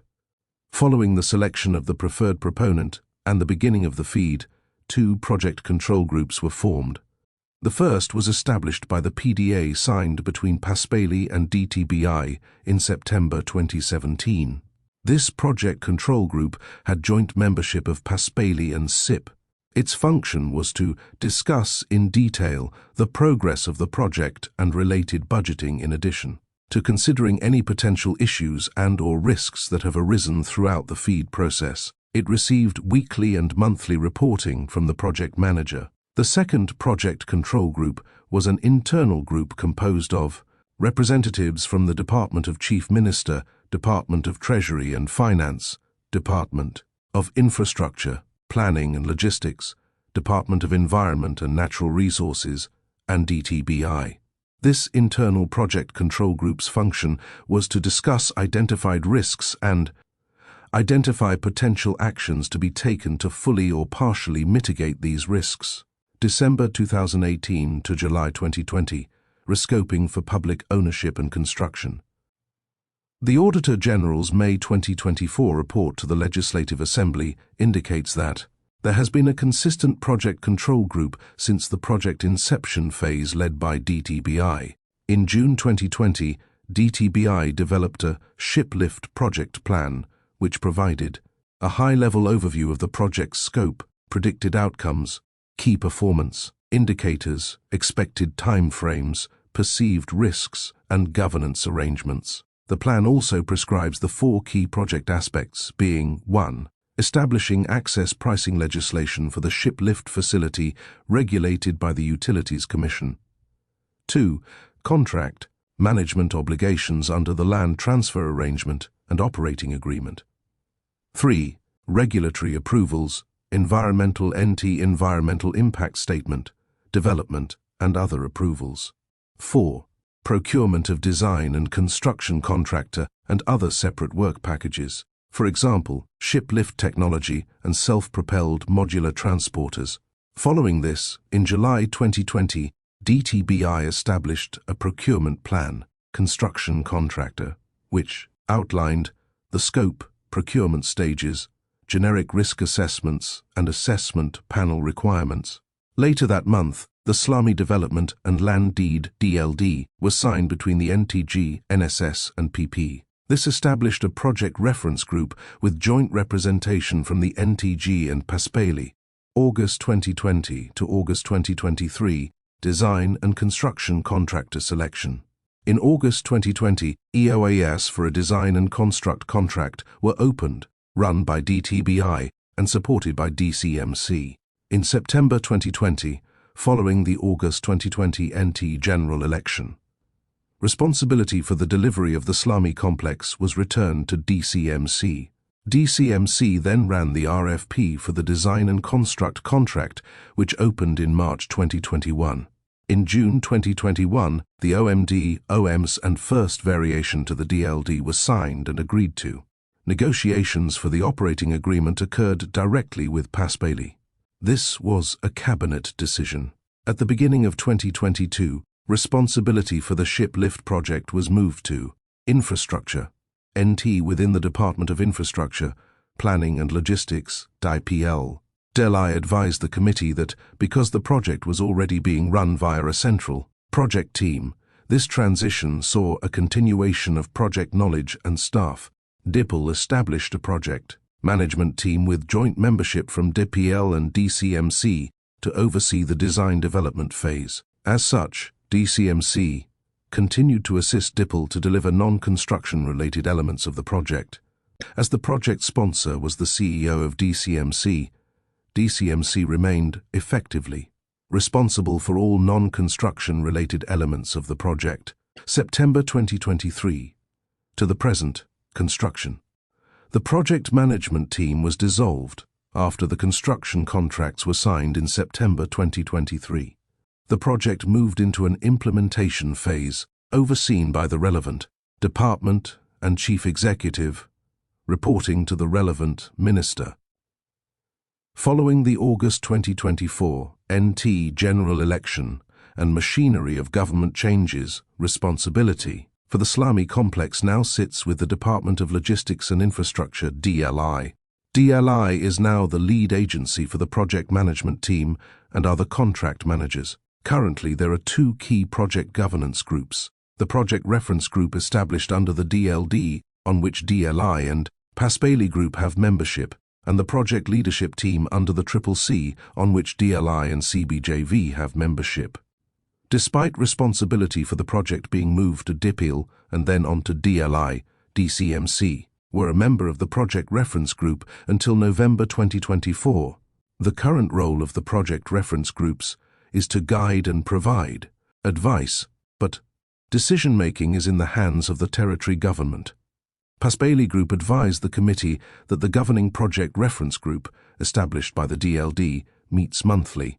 As a member of this group, Dr. Buchanan told the committee that Paspali Group have an obligation to act in good faith for the best interests for the project, which we do diligently, so we review and when we have recommendations, we make it to that group, and that group then takes it forward with the rest of government. Mr. Paspali discussed the operation of the project reference group during the design development phase of the project. He told the committee that design variations were discussed at a departmental and project level, which were then endorsed by the government. Ideas were tested at a design level in conjunction with WGA and the relevant department, often including departmental engineers. Formal recommendations were put to the project reference group, which, if agreed, then took recommendations to government. NT Project Management Framework. The Treasurer's Direction, Infrastructure 2021, sets out NTG project approval, variation processes, and reporting requirements. It mandates use of the NT Project Development Framework in the case of projects with an NTG contribution of $30 million or more. DTF told the committee that when projects are governed in accordance with this framework, there are various stage gates that would be required to be met by a project of this nature, and going through that process would see an options analysis, high-level business case, and then a detailed business case prepared. These processes are designed to fulfill the purpose of the NT Project Development Framework. This purpose is to ensure that government-facilitated and funded projects are developed, evaluated and progressed through a consistent framework, which enhances transparency and public accountability and maximizes outcomes and public benefit of government expenditure. The NT Project Development Framework was effective from October 2019. However, the committee heard from DTF that neither the Project Development Framework nor the Treasurer's direction were applicable to the development of the Slami complex. This was because they were not introduced until after the project had already been commenced. Nor was there an alternative framework in place, with the Auditor General reporting in 2024 that there was no framework in place to support structured and systemic planning and management of the project. Without requirements for systematic planning, the committee understands that standard requirements for a project of this nature have not been undertaken. Fundamentally, at no point in time has there been a business case developed for this project. This means that the standards of transparency and public accountability have not been maintained, nor is there clarity regarding whether the project maximizes outcomes and public benefit for the significant public expenditure. DTF advised the committee that, from their perspective, it is best practice for a business case to have been prepared. They told the committee that best practice would be for a business case to be developed through the Project Development Framework. For projects that require a significant contribution of funding from the territory government, it dictates that projects of this nature would normally go through an options analysis, a high-level business case, and a detailed business case. That would be updated as the iterations or the project develop over time. The committee is aware that prior to the granting of major project status, a pre-feasibility study and economic assessments had been undertaken by the LDC. The committee does not consider these studies to be comparable to the considered and detailed project assessment informing the delivery options and investment decision for each project, which the NT Project Management Framework provides. This is because they were of the whole marine industry park, not the Slami complex alone. Further, these assessments had been of the original LDC site rather than the Paspali site. When asking about business cases, the committee was frequently pointed to the Assil-Allen report. It appears this report guided decision-making in place of a business case. However, it is important to note that the Assil-Allen report was reported to DTBI in February 2019, more than 3 years after the project was announced. Further, although the Assil-Allen report appears to have been a key factor in the decision to expand the scope of the project, the report itself states that, because of lack of suitable available information, the analysis in this section does not reduce uncertainty sufficiently to be regarded as a solid basis for an investment decision by government, private sector equity investors, and debt financiers. Probity. While the committee has not seen probity reports associated with the 2016 EOI and RFP, it notes that the Auditor General did not raise any concerns regarding the 2016 processes in their 2018 audit of the Shiplift project. The findings within the final probity report are that the level of compliance with regard to the approved probity plans was adequate, that the evaluation committee followed the evaluation procedures as described in the EOI and RFP evaluation plans, and that potential conflicts of interest were dealt with appropriately. The committee was provided with the probity reports related to the November 2020 design and construct EOI and the July 2022 design development phases of the project. The committee is satisfied with the findings of these reports and the compliance of the responsible parties with the probity plans. Both reports concluded with the probity advisor's comments that, in our role as probity advisors, nothing has come to our attention that causes us to believe that the EOI phase or D&D phase of the competitive process has not been undertaken with fairness and equity, regulatory and legislative settings. In the following sections, the committee considers compliance with the Procurement Act throughout this project, and the access and pricing regime planned to ensure the common user nature of the Slami complex. Procurement Act. Between 2020 and 2024, the agencies responsible for the ship lift were exempt from needing to comply with Section 11(2) of the Procurement Act. This was granted by ministerial exemption in accordance with Section 5(1) of the Procurement Act. DT Bar informed the committee of their role in the exemption process. The minister responsible for procurement has quite wide-ranging powers around exemptions. There is no firm process that requires them to consult with the agency responsible for procurement, so they may or may not ask us whether we have a view in approving exemptions. It can be as simple as a minister putting a request to the minister responsible for procurement. So the minister responsible for the project can ask the minister responsible for procurement for an exemption, and it can all happen without the visibility of our department. Despite this exemption, DLI told the committee that normal processes were generally followed. However, in some cases, it was not possible to apply the local procurement requirements for some elements of the project. In particular, the ship lift itself has been procured internationally as only 3 manufacturers in the world build ship lifts to the specifications the NTG desired. The procurement exemption, that was simply because, given the complexity of this project, some are internationally sourced items. We cannot, in particular, with the local content parts of our procurement, achieve with the project. We have tried to follow our normal process and governance as closely as we can. DI told the committee that the decision to directly procure Paspaley Group as the operator of the Slami complex was undertaken under a procurement exemption, but with a consultant probity advisor's oversight. Access and pricing regime. The Slami complex will be governed by a bespoke access and pricing legislative regime. DLI advised the committee that the aim of this legislation is to ensure fair and equal use of the ship lift facility for all users and service providers. The committee understands that this legislation will be similar to the legislation in place for Darwin Port with the Utilities Commission as the regulator. This will enable transparency and fair competition for all users of the Slami complex. DLI told the committee that the intent is to ensure that we have a common user facility that can service all different types of vessels, whether it is a big Navy boat or a trawler. Part of it is about not so much the fee schedule, but access and pricing legislation which is administered or regulated by the Utilities Commission. That has always been the intention. It is that independent regulator under a piece of legislation that everyone can see, understands and knows. That gives the protection, certainty and comfort. Accordingly, Mr. Paspaley advised the committee that site access rules and regime will be designed to facilitate as many users on site as easily as possible and for the lowest cost. Further, it seeks to ensure that all potential non-exclusive service providers have equal access to information and the site. It's a requirement of the operator to publish a schedule of rates, so it will be publicly available. The access and pricing regime principles are to ensure that all potential contractors have access to the site. It is designed to try to deal with exactly that concern so that Paspaley cannot operate on an unlevel playing field.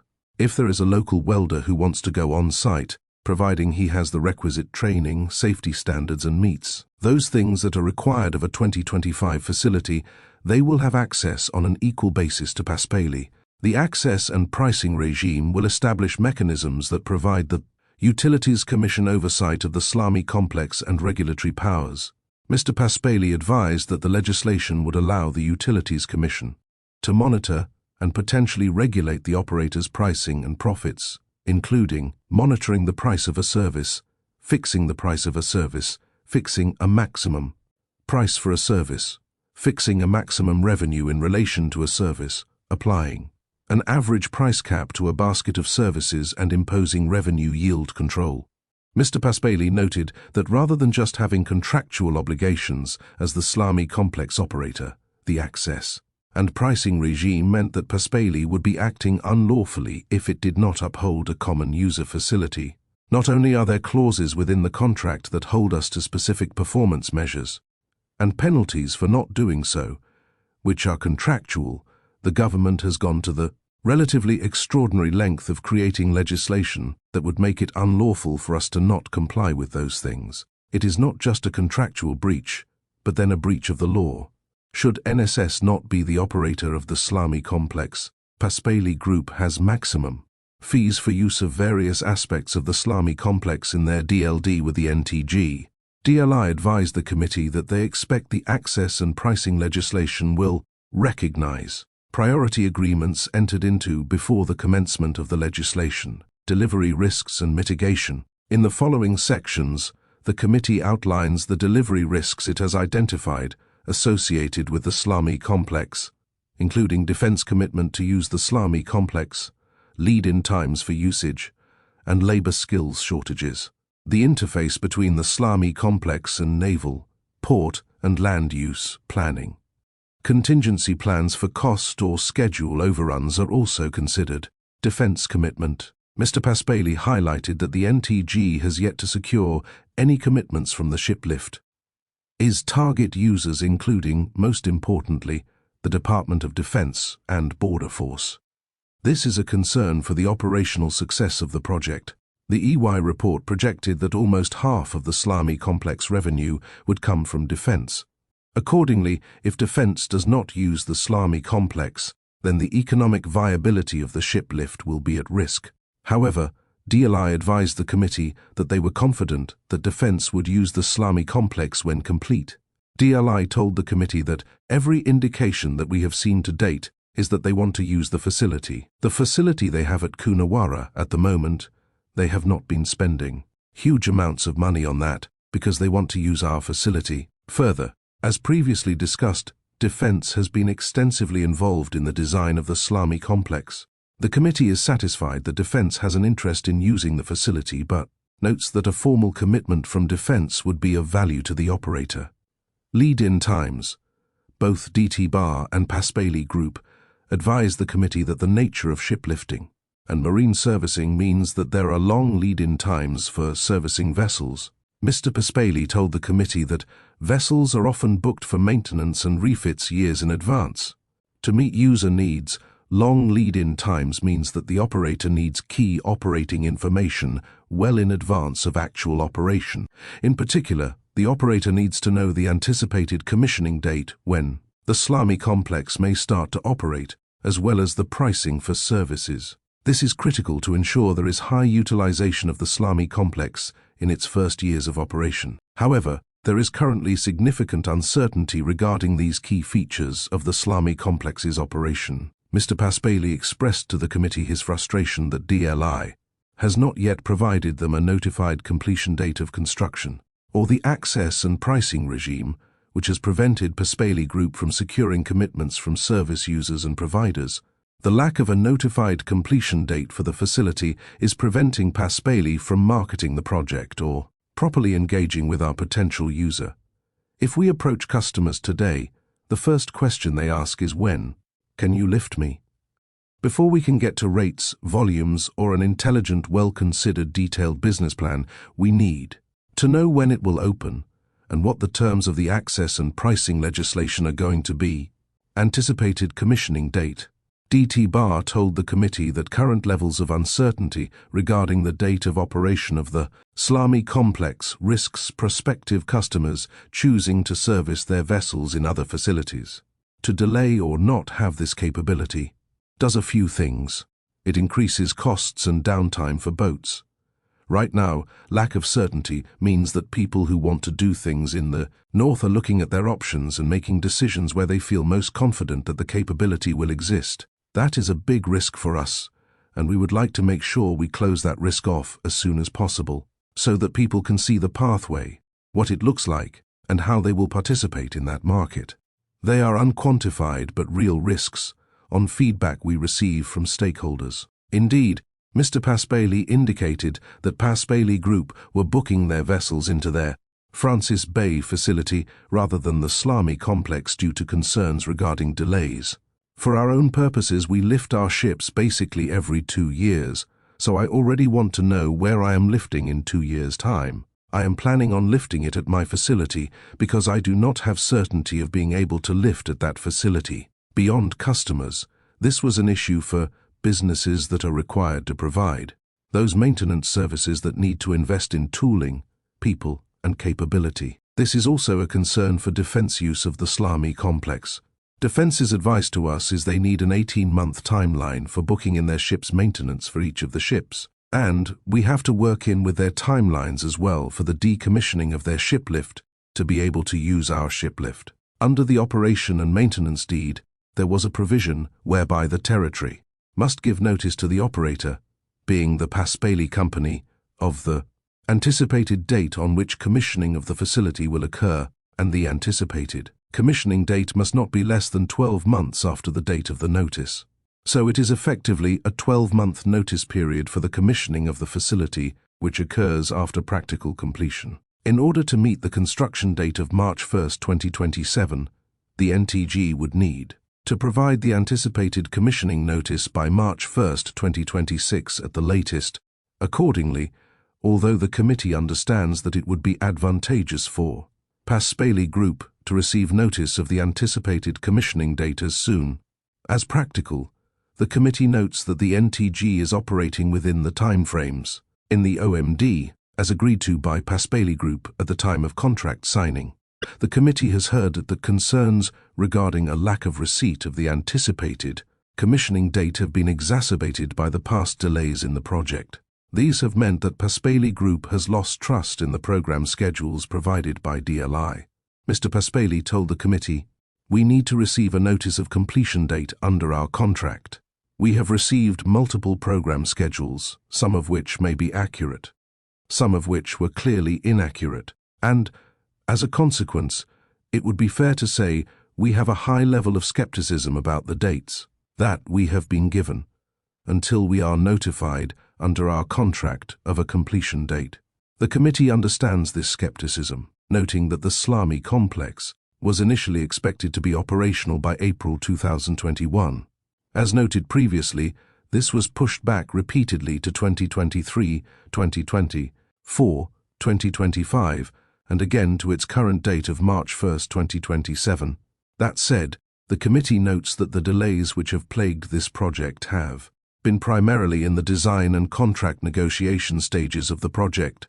The committee understands that since construction started in April 2000, and 24 CBJV have made significant progress on the Salami complex, access, and pricing regime. Beyond limiting Paspaley Group's ability to engage users of the Salami complex, the absence of an access and pricing regime has contributed to Defense's lack of commitment to use the facility. The committee has heard that Defense is waiting for the access and pricing regime to be confirmed before they commit to using the facility, as the pricing of the Salami complex will necessarily affect their decision-making. The reason why they have not is that this entire facility will be subject to access and pricing. Legislation that has been drafted and soon to be introduced to Parliament is my understanding. They are looking at it from a cost-benefit of whether they do their own, which would be very costly, or if they use the commercial facility that we have built. They need a surety to lock that into their budgets and programs. The committee has heard conflicting statements regarding the status of the access and pricing legislation. In their 2024 report to the Legislative Assembly, the Auditor General noted the access and pricing legislation had been drafted but not yet finalized. The committee has also heard from DLI that the legislation is in draft but still subject to cabinet consideration. However, at a later hearing, DLI advised that the legislation had not been drafted, and this was reiterated in the department's subsequent response to a question taken on notice. Mr. Paspaley advised the committee that delays in this legislation were due to the committee's inquiry. As we understand it, the access and pricing legislation is delayed due to this process, which is reasonable, but the faster that can get back to DLI and they can engage with us in a meaningful way to help streamline that process, the faster we can have certainty of delivery and start to deal with those customers and drive benefit to the economy.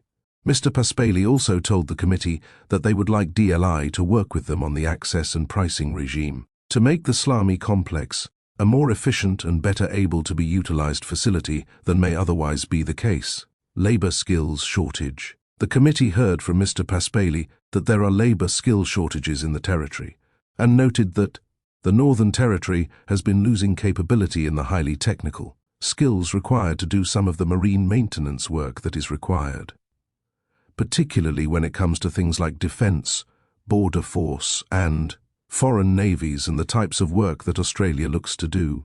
Similarly, DT Bar advised the committee that work is necessary to address labour skill issues to fully capitalise on the opportunity that the Salami complex will provide. Industry stakeholders, consulted in 2024, raised concerns about the supply chain's ability to scale with growing demand.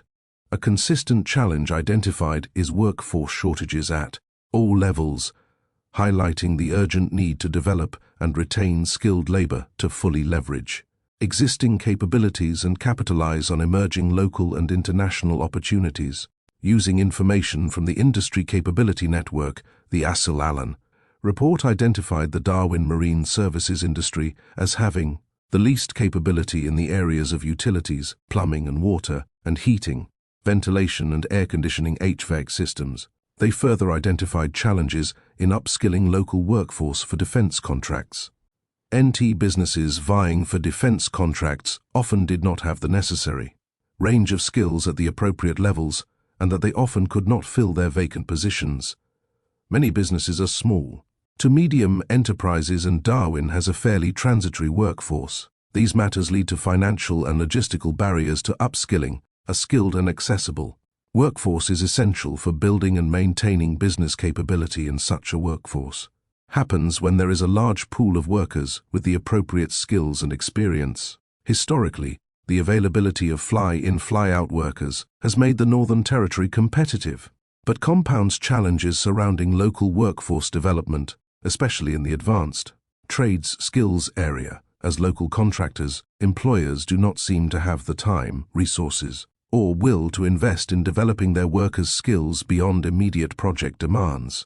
To address risks of workforce and skills capacity, the DT Bar have established an Office of Workforce Development to help overcome the skilled labour shortage. Additionally, DT Bar are working with industry to develop a maritime workforce strategy due to be complete by the end of 2025. DT Bar told the committee that, as the lead agency for workforce development to support business, DT Bar has commissioned Industry Skills Advisory Council (NT), the Australian Maritime College and Darwin-based Actio Group to now develop a maritime workforce strategy. It is underway and due for completion later this year. That will play a critical role in informing coordinated efforts to build a sustainable maritime workforce. Through establishing the Office of Workforce Development and commissioning the Maritime Workforce Strategy, DT Bar is aiming to get a strong picture of where we think the gaps are going to be, so that we can really target and invest in the right areas to be able to close that gap as soon as possible. DT Bar is looking at a range of different mechanisms to address these shortages. The workforce study will lay out on top of our broader workforce planning that we are doing as a department, because there are particular skills that find themselves in shortages across the board, and we work across all the levers that we have, whether it is training Territorians, attracting Territorians, supporting improved training facilities, looking for skilled migrants, working with schools in the STEM. All of that is part of the answer to this. DT Bar told the committee that challenges exist where the skill is particularly specialist in nature. Further work is necessary to develop solutions to these problems. A couple of the things that came out of some of the work were along the lines of, if it is a really specialist or bespoke capability, what we do find is that because we do not have the scale here, people might need to travel in order to get that skill set. We will need to do some further work with industry to understand whether a training facility here is viable or not. We are alert to it, and we will work through it with industry. When asked what further action was needed to realize the benefits of the Salami complex, DLI pointed to DT Bar. His comments on the importance of supporting small businesses, resource shortages, and skills developments. The committee agrees and considers that addressing the workforce and skills gaps is critical to fully realizing the benefits of the Salami complex. It is important that once the Office of Workforce Development receives the Maritime Workforce Strategy DT-BAR coordinates the implementation of initiatives to address workforce skills shortages that may impact on the capacity of the ship lift facility to meet anticipated service demands. Interface with naval, port and land use planning. DLI advised that the project has been subject to the standard planning, environment and approvals for land use process. Appropriate development approvals and third-party agreements have been obtained in order to undertake construction works, and future operations are consistent with zoning requirements. Upon conception, the LDC planned for the Slami complex to hold a central position within their marine industry park.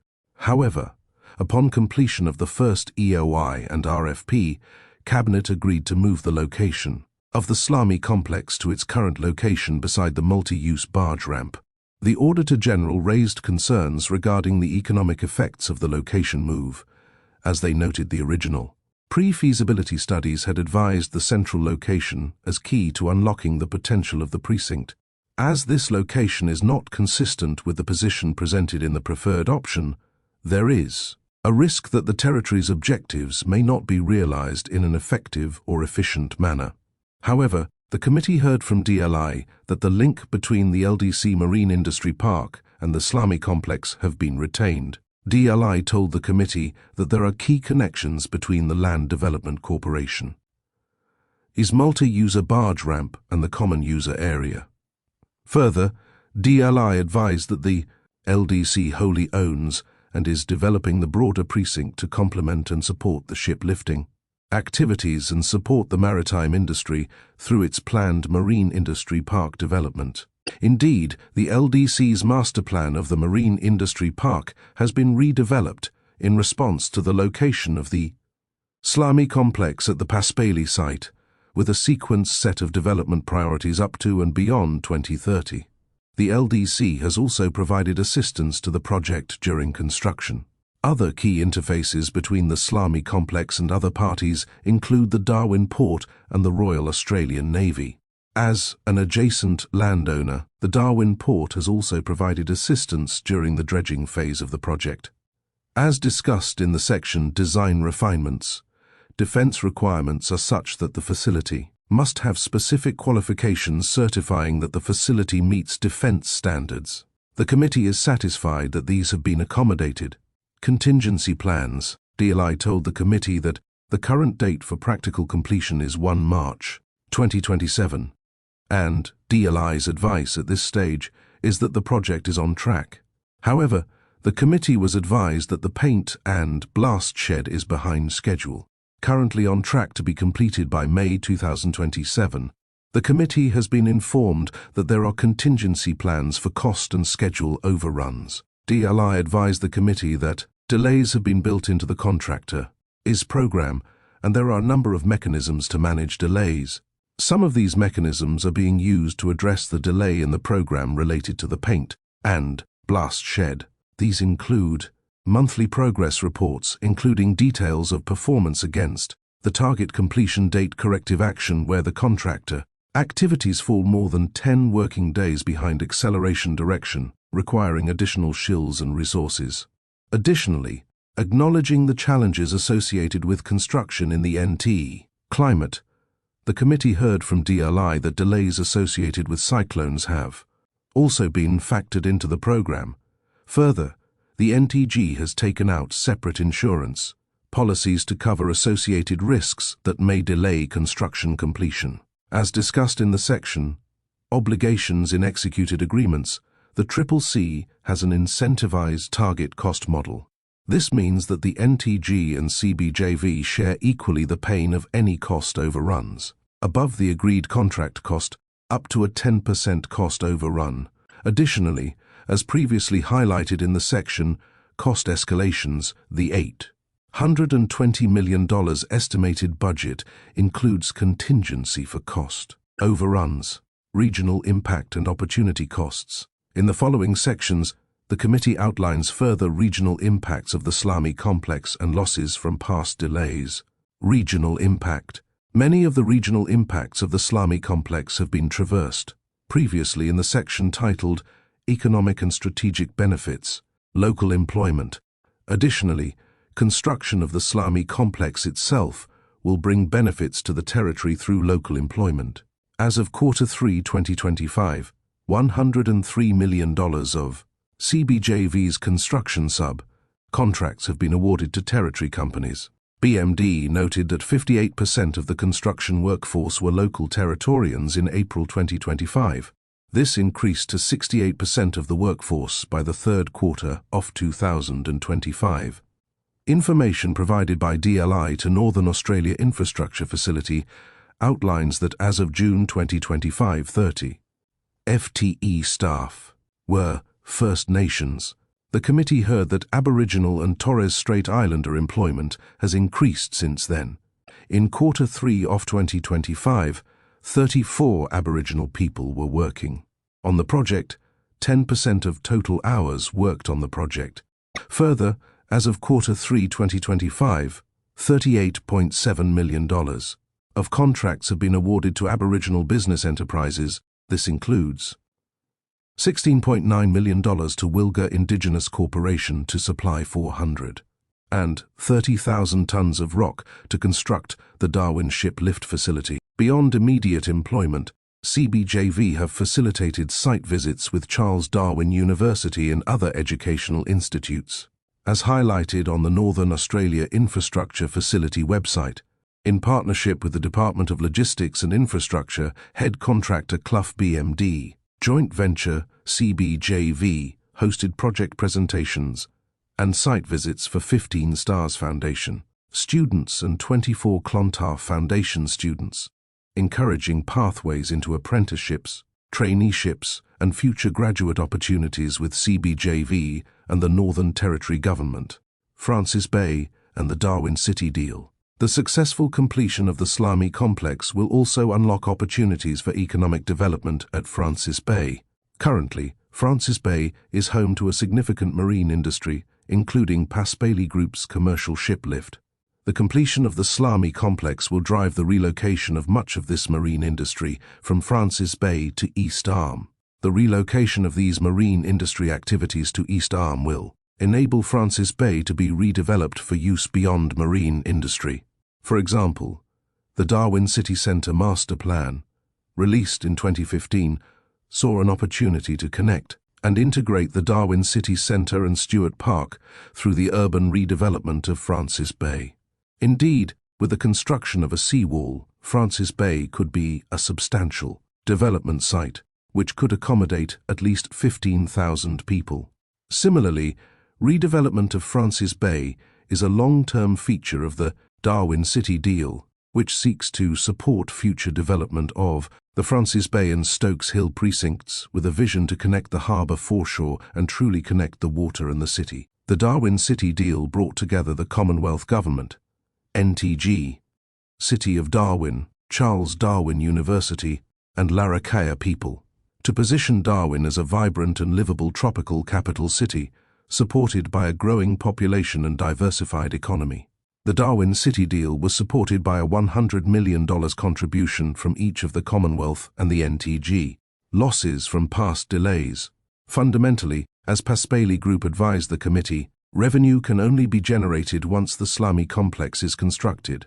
Each year of delay in constructing the Slami complex represents a loss of additional commercial activity within the territory. It is clear there has been significant financial losses associated with the recurring delays to the construction of the Slami complex. However, the specific value of these delays can be hard to quantify. When asked, DLI advised that they had not quantified the cost of delays. Revenue estimates contained within the Asil Allen and EY reports suggest tens of millions in revenue have potentially been lost because of the delays. These losses affect Paspaley directly through an inability to deliver exclusive services, a range of contractors across Darwin who have been unable to deliver non-exclusive services, and the NTG itself through lost indirect revenue gains. Mr. Paspaley advised that, "We have worn 10 years of costs in getting there. We have not been remunerated 1 penny for our time, hours, or work on this project until that time. We never imagined, in our wildest imaginations, that I would start this project before I was 40 and finish it after I am 50 and still not be remunerated. We will then have the opportunity for remuneration. We have incurred millions. Further, the marine sector has lost years of capability development. Building capacity in the marine sector will not happen overnight. Stable and sustained economic activity is necessary to drive the growth of the industry. Recurring delays in this project has prevented these flow-on effects benefiting the wider marine sector in the territory. Additionally, construction cost escalations have been exacerbated by the project delays. If construction had begun in 2019 as planned, the significant inflationary costs experienced around the world since 2020 would have been mitigated. As it stands, construction did not begin until April 2024.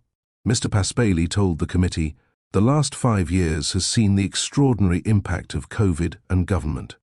Is post-COVID stimulus through infrastructure spending nationally, with high levels of inflation and increases in materials and skilled labor, costs driving significant increases in construction costs nationally. Key findings and recommendations. In addition to the committee's consideration of the terms of reference, the committee has made several further findings. The following discussion considers the continuation of the Slami complex, recommends ways to maximize the benefits of the Slami complex, highlights identified issues of project control, and discusses limitations the committee has faced during this inquiry. Continuation of the Slami complex. This project has been mired in delays and cost escalations. However, the committee understands that the cost of cancelling the project is close to meeting or even exceeding the cost of constructing it. As of August 2025, DLI had spent $249.8 million progressing this project. This money is committed and unrecoverable. Additionally, DLI advised the committee that they estimated break-end contracts would cost between $100 million and $600 million in break fees. The contractual opportunities to end the project have now passed. All the milestones of opportunities or stage gates and other contracts for the territory government not to proceed with the project have lapsed. There would be substantial cost under the agreements for the territory not to finish construction of the facility. Although the committee is not able to report on exact figures due to commercial inconfidence, the committee understands that these break fees would likely fall on the upper end of DLI's estimates. Firstly, the NTG has no right to break the DLD or OMD for convenience. If the NTG were not to fulfill its obligations under the DLD, such as halting construction, Paspaley Group would have a right to recover the costs associated with completing the works at the private facility. Secondly, if the NT were to terminate the construction contract, DLI advised that the NT government would be liable for all amounts due and payable at that time, the value of any materials, parts, or equipment paid for in advance, and the break fees for any items on order, and the cancellation of any subcontracts. It is noted that these estimates do not include legal fees associated with any court proceedings resulting from the NTG breaching or terminating its contracts. Accordingly, the committee understands that cancelling the project could see the territory pay in the vicinity of $800 million for zero material gain for the territory. The committee considers that this would be a gross misuse of public funds. As set out below, the committee has therefore recommended that the government completes construction of the ship lift and marine industries complex.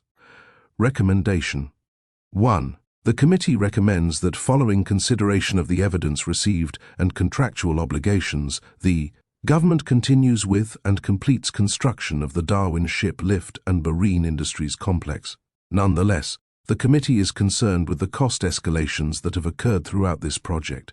The total cost of the project has doubled, and the NTG's contribution has increased 8-fold. The committee does not believe that any further increases in the NTG's contribution are justified. As such, the committee believes that strict cost controls are necessary as construction moves forward to prevent any further cost escalations. Recommendation. The committee recommends that strict cost controls are implemented whereby any further variations to contracts or the target outturn cost require approval from the Treasurer. Maximizing the benefits of the Slami complex, despite concerns regarding cost escalations. Through conducting this inquiry, the committee has been assured that the Slami complex itself is an important piece of infrastructure that will provide substantial benefits to the territory. It is clear it will be a critical enabler of the marine industry in the NT, which will support defense capability and enable growth in a range of commercial activity. Even on the lower end of revenue and job estimates, the benefits to the territory will be substantial. Accordingly, the committee believes it is crucial that the NTG and Paspali Group maximize the very real benefits the Slami complex will bring to the territory. Through the conduct of this inquiry, the committee has identified 2 key actions it believes will help achieve this. Together, these recommendations will support the full utilization of the Slami complex's capacity when it commences operations, with strong demand for services and highly skilled providers of services. Firstly, the committee believes that potential users of the Slami complex need certainty regarding their access to and the pricing of services at the Slami complex. This will provide greater certainty by which they can plan the maintenance and sustainment of their vessels at the Slami complex. This will also allow Paspali Group to engage with prospective users of the Slami complex and market the Slami complex. Recommendation. The committee recommends that, to facilitate forward planning by prospective users of the shiplift and marine industries complex, the access and pricing legislation is introduced in the Legislative Assembly as soon as practical. Secondly, the committee believes that work is necessary to upskill and develop the marine industry in Darwin so that a greater range of services may be provided to users of the Slami complex. Recommendation 4.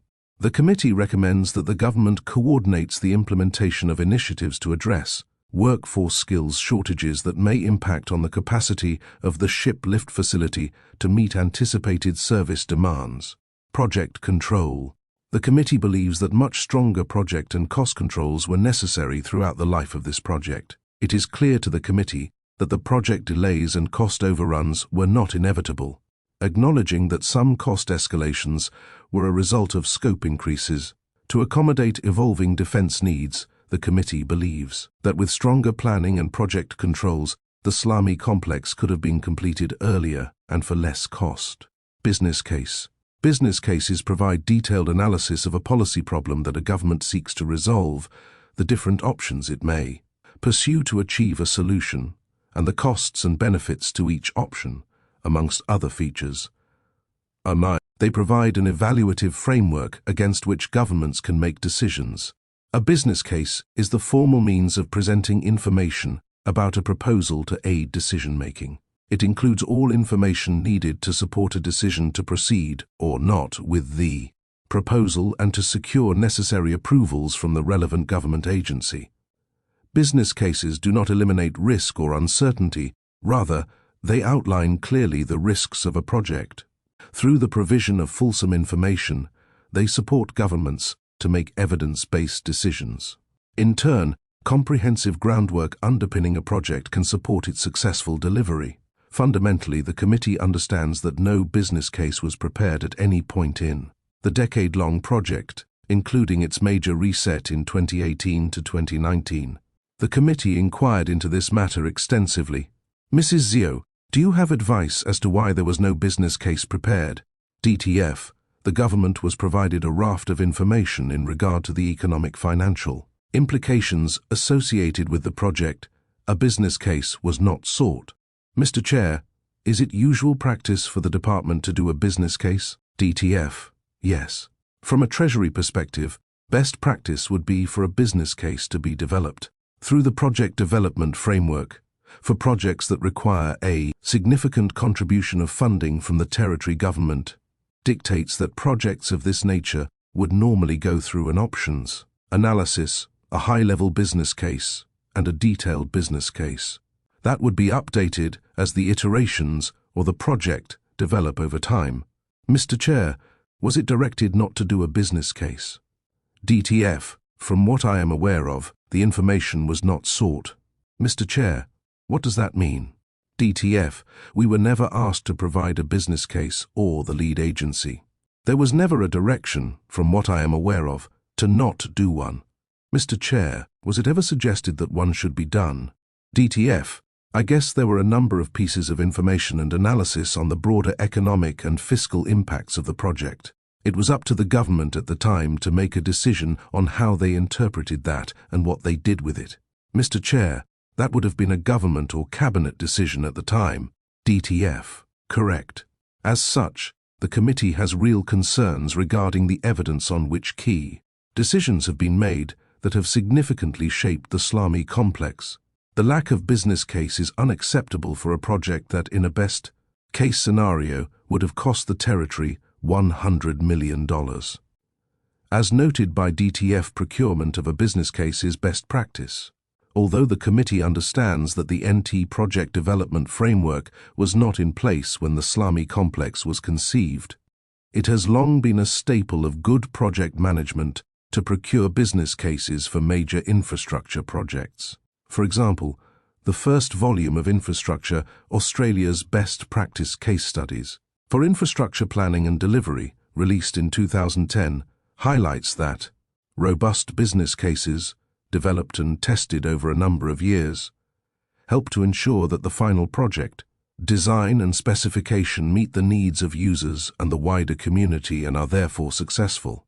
In fact, this same volume uses the NT's upgrade of Tiger Brennan Drive in 2009 to 2010 as a best practice example of the delivery of infrastructure projects. This example clearly demonstrates that business cases are not new practice in the territory. In this project, Infrastructure Australia highlighted that the business case for the Tiger Brennan Drive upgrade outlined the status of planning for the project and detailed the proposed expenditure for pre-construction, planning, investigations, preliminary design and contract documentation.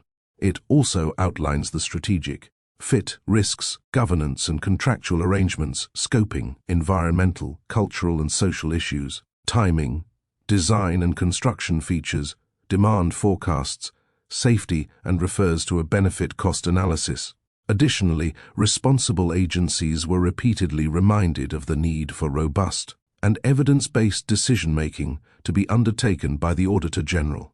For example, the Auditor General reported in February 2016 on their audit of the construction of the Darwin Marine Supply Base, a project largely run by DCMC. In this report, the Auditor General identified several areas for improvement, including compliance with and adherence to the Infrastructure Australia guidelines. Further, in their 2018 report on the Darwin Ship Lift project, the Auditor General highlighted that evidence-based evaluation of the costs and benefits to the territory as well as future business modelling will need to be undertaken by the NT government during Phase 1 FEED process to demonstrate that the critical areas are adequately addressed prior to any decision to proceed with the project.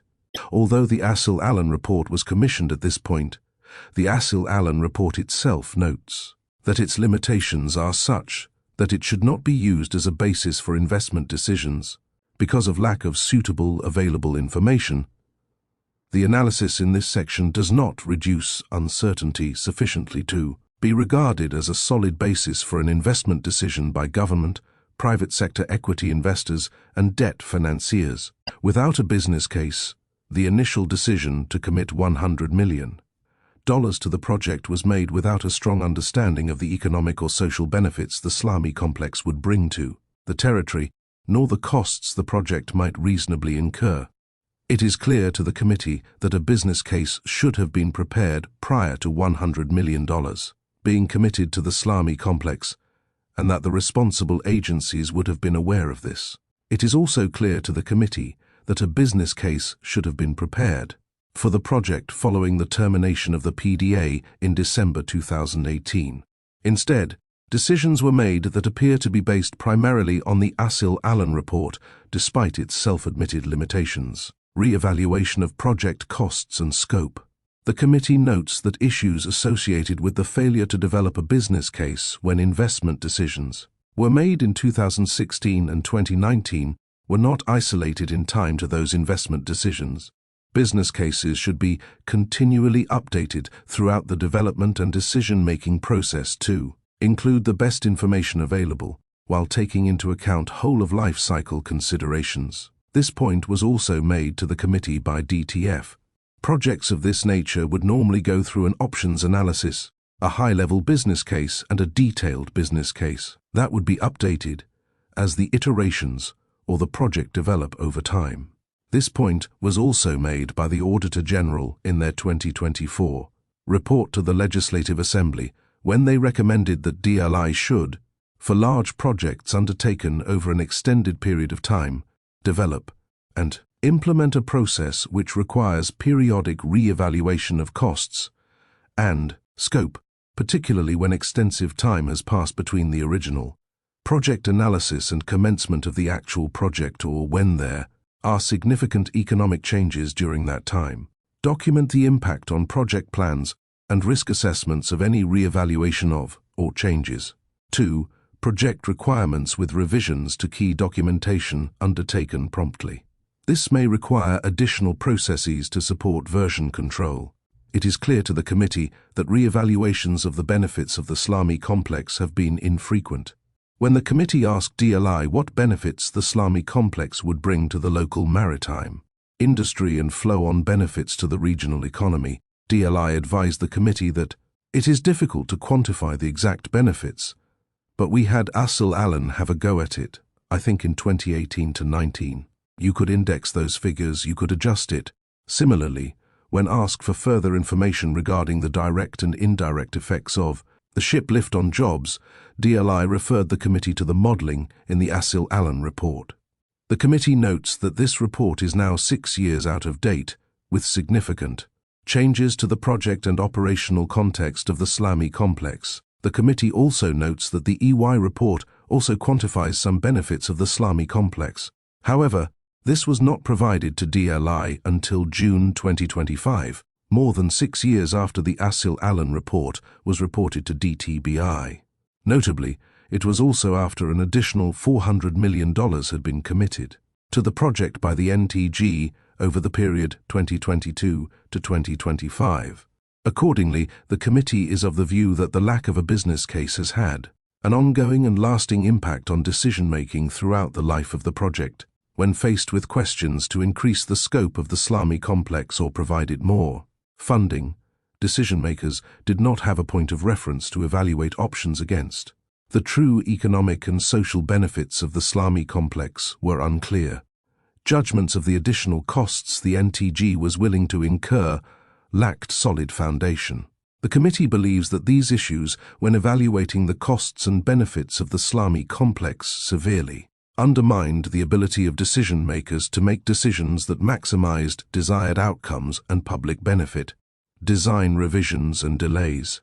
Failures in project control are most evident to the committee when considering the significant design revisions that occurred throughout this project.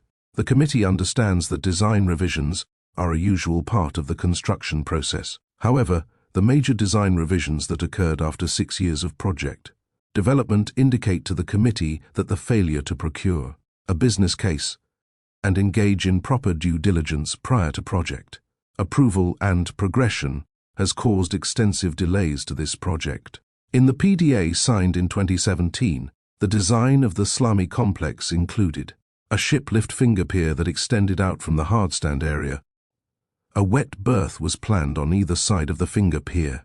This finger pier ship lift was retained as a key feature of the design for 6 years when CBJV was awarded the construction contract. Partially because of their far superior design, it inboarded the ship lift into the hardstand. Upon adoption of the inboarded design, the finger wharf was retained in the design of the SLAMI complex. However, the committee heard from Mr. Paspaley that they had advised the NTG that the finger pier made navigation difficult, it was likely expensive, and we questioned its usability. The committee heard that DLI also opposed this design, telling the committee that the second variation removed a finger wharf. The reasoning for that was that it improved navigability of the facility. I agree. It also allows for better collinear berthage, which I also agree with. That allows for more flexibility with respect to how you deal with ships. It is better for customers. It is easier to operate. The ship lift itself can lift bigger, heavier vessels. That helps as an operator.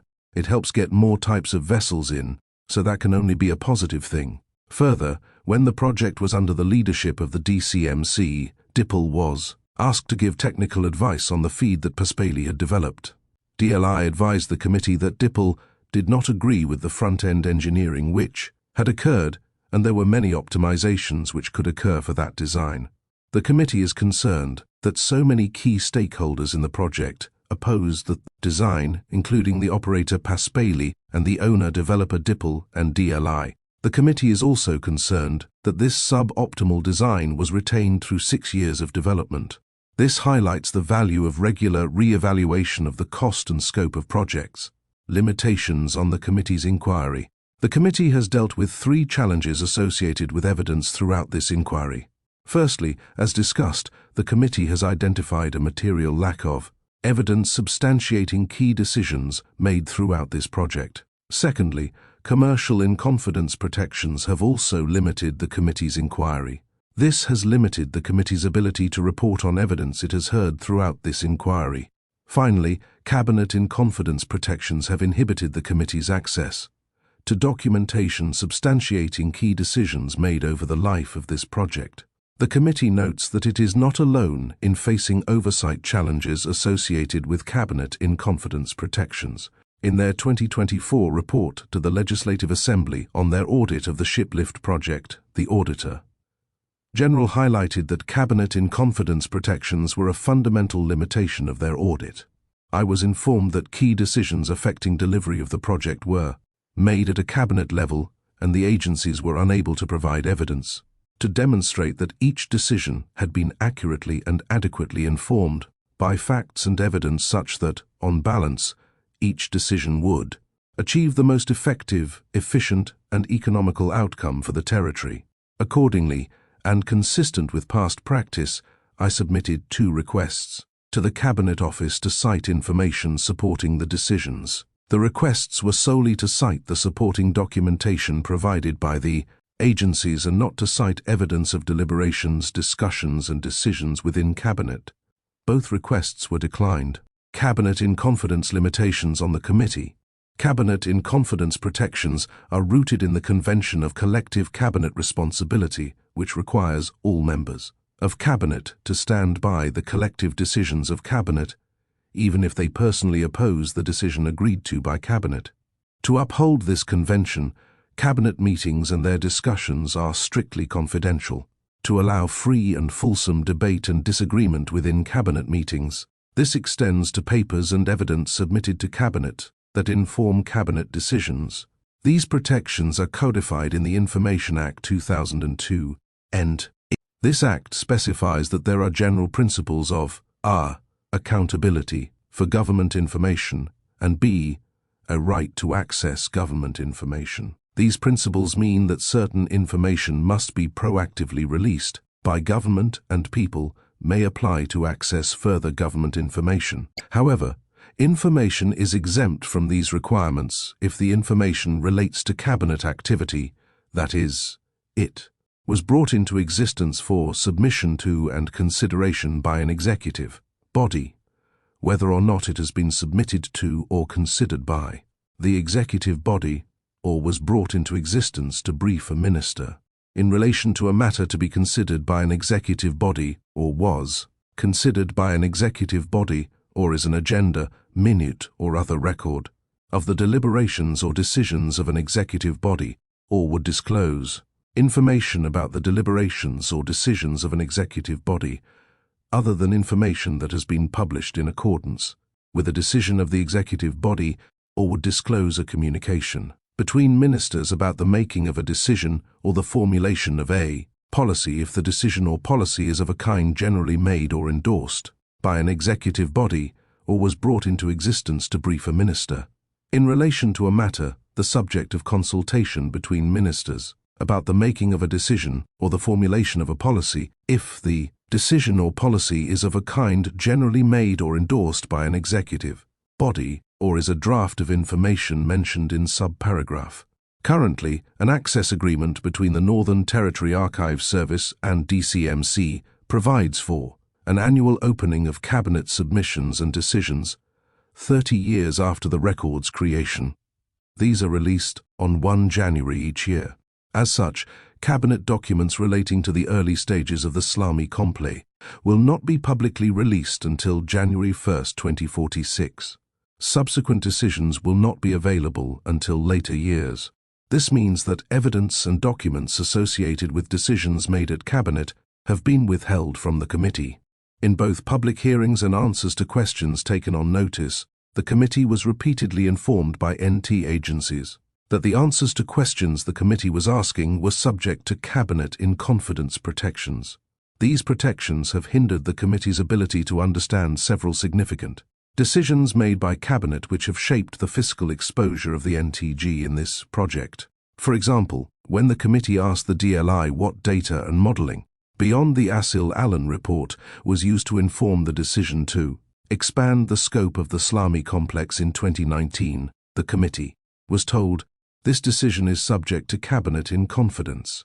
This has created significant opacity in this inquiry. Accordingly, the committee has struggled to comprehensively assess the decision-making associated with this project.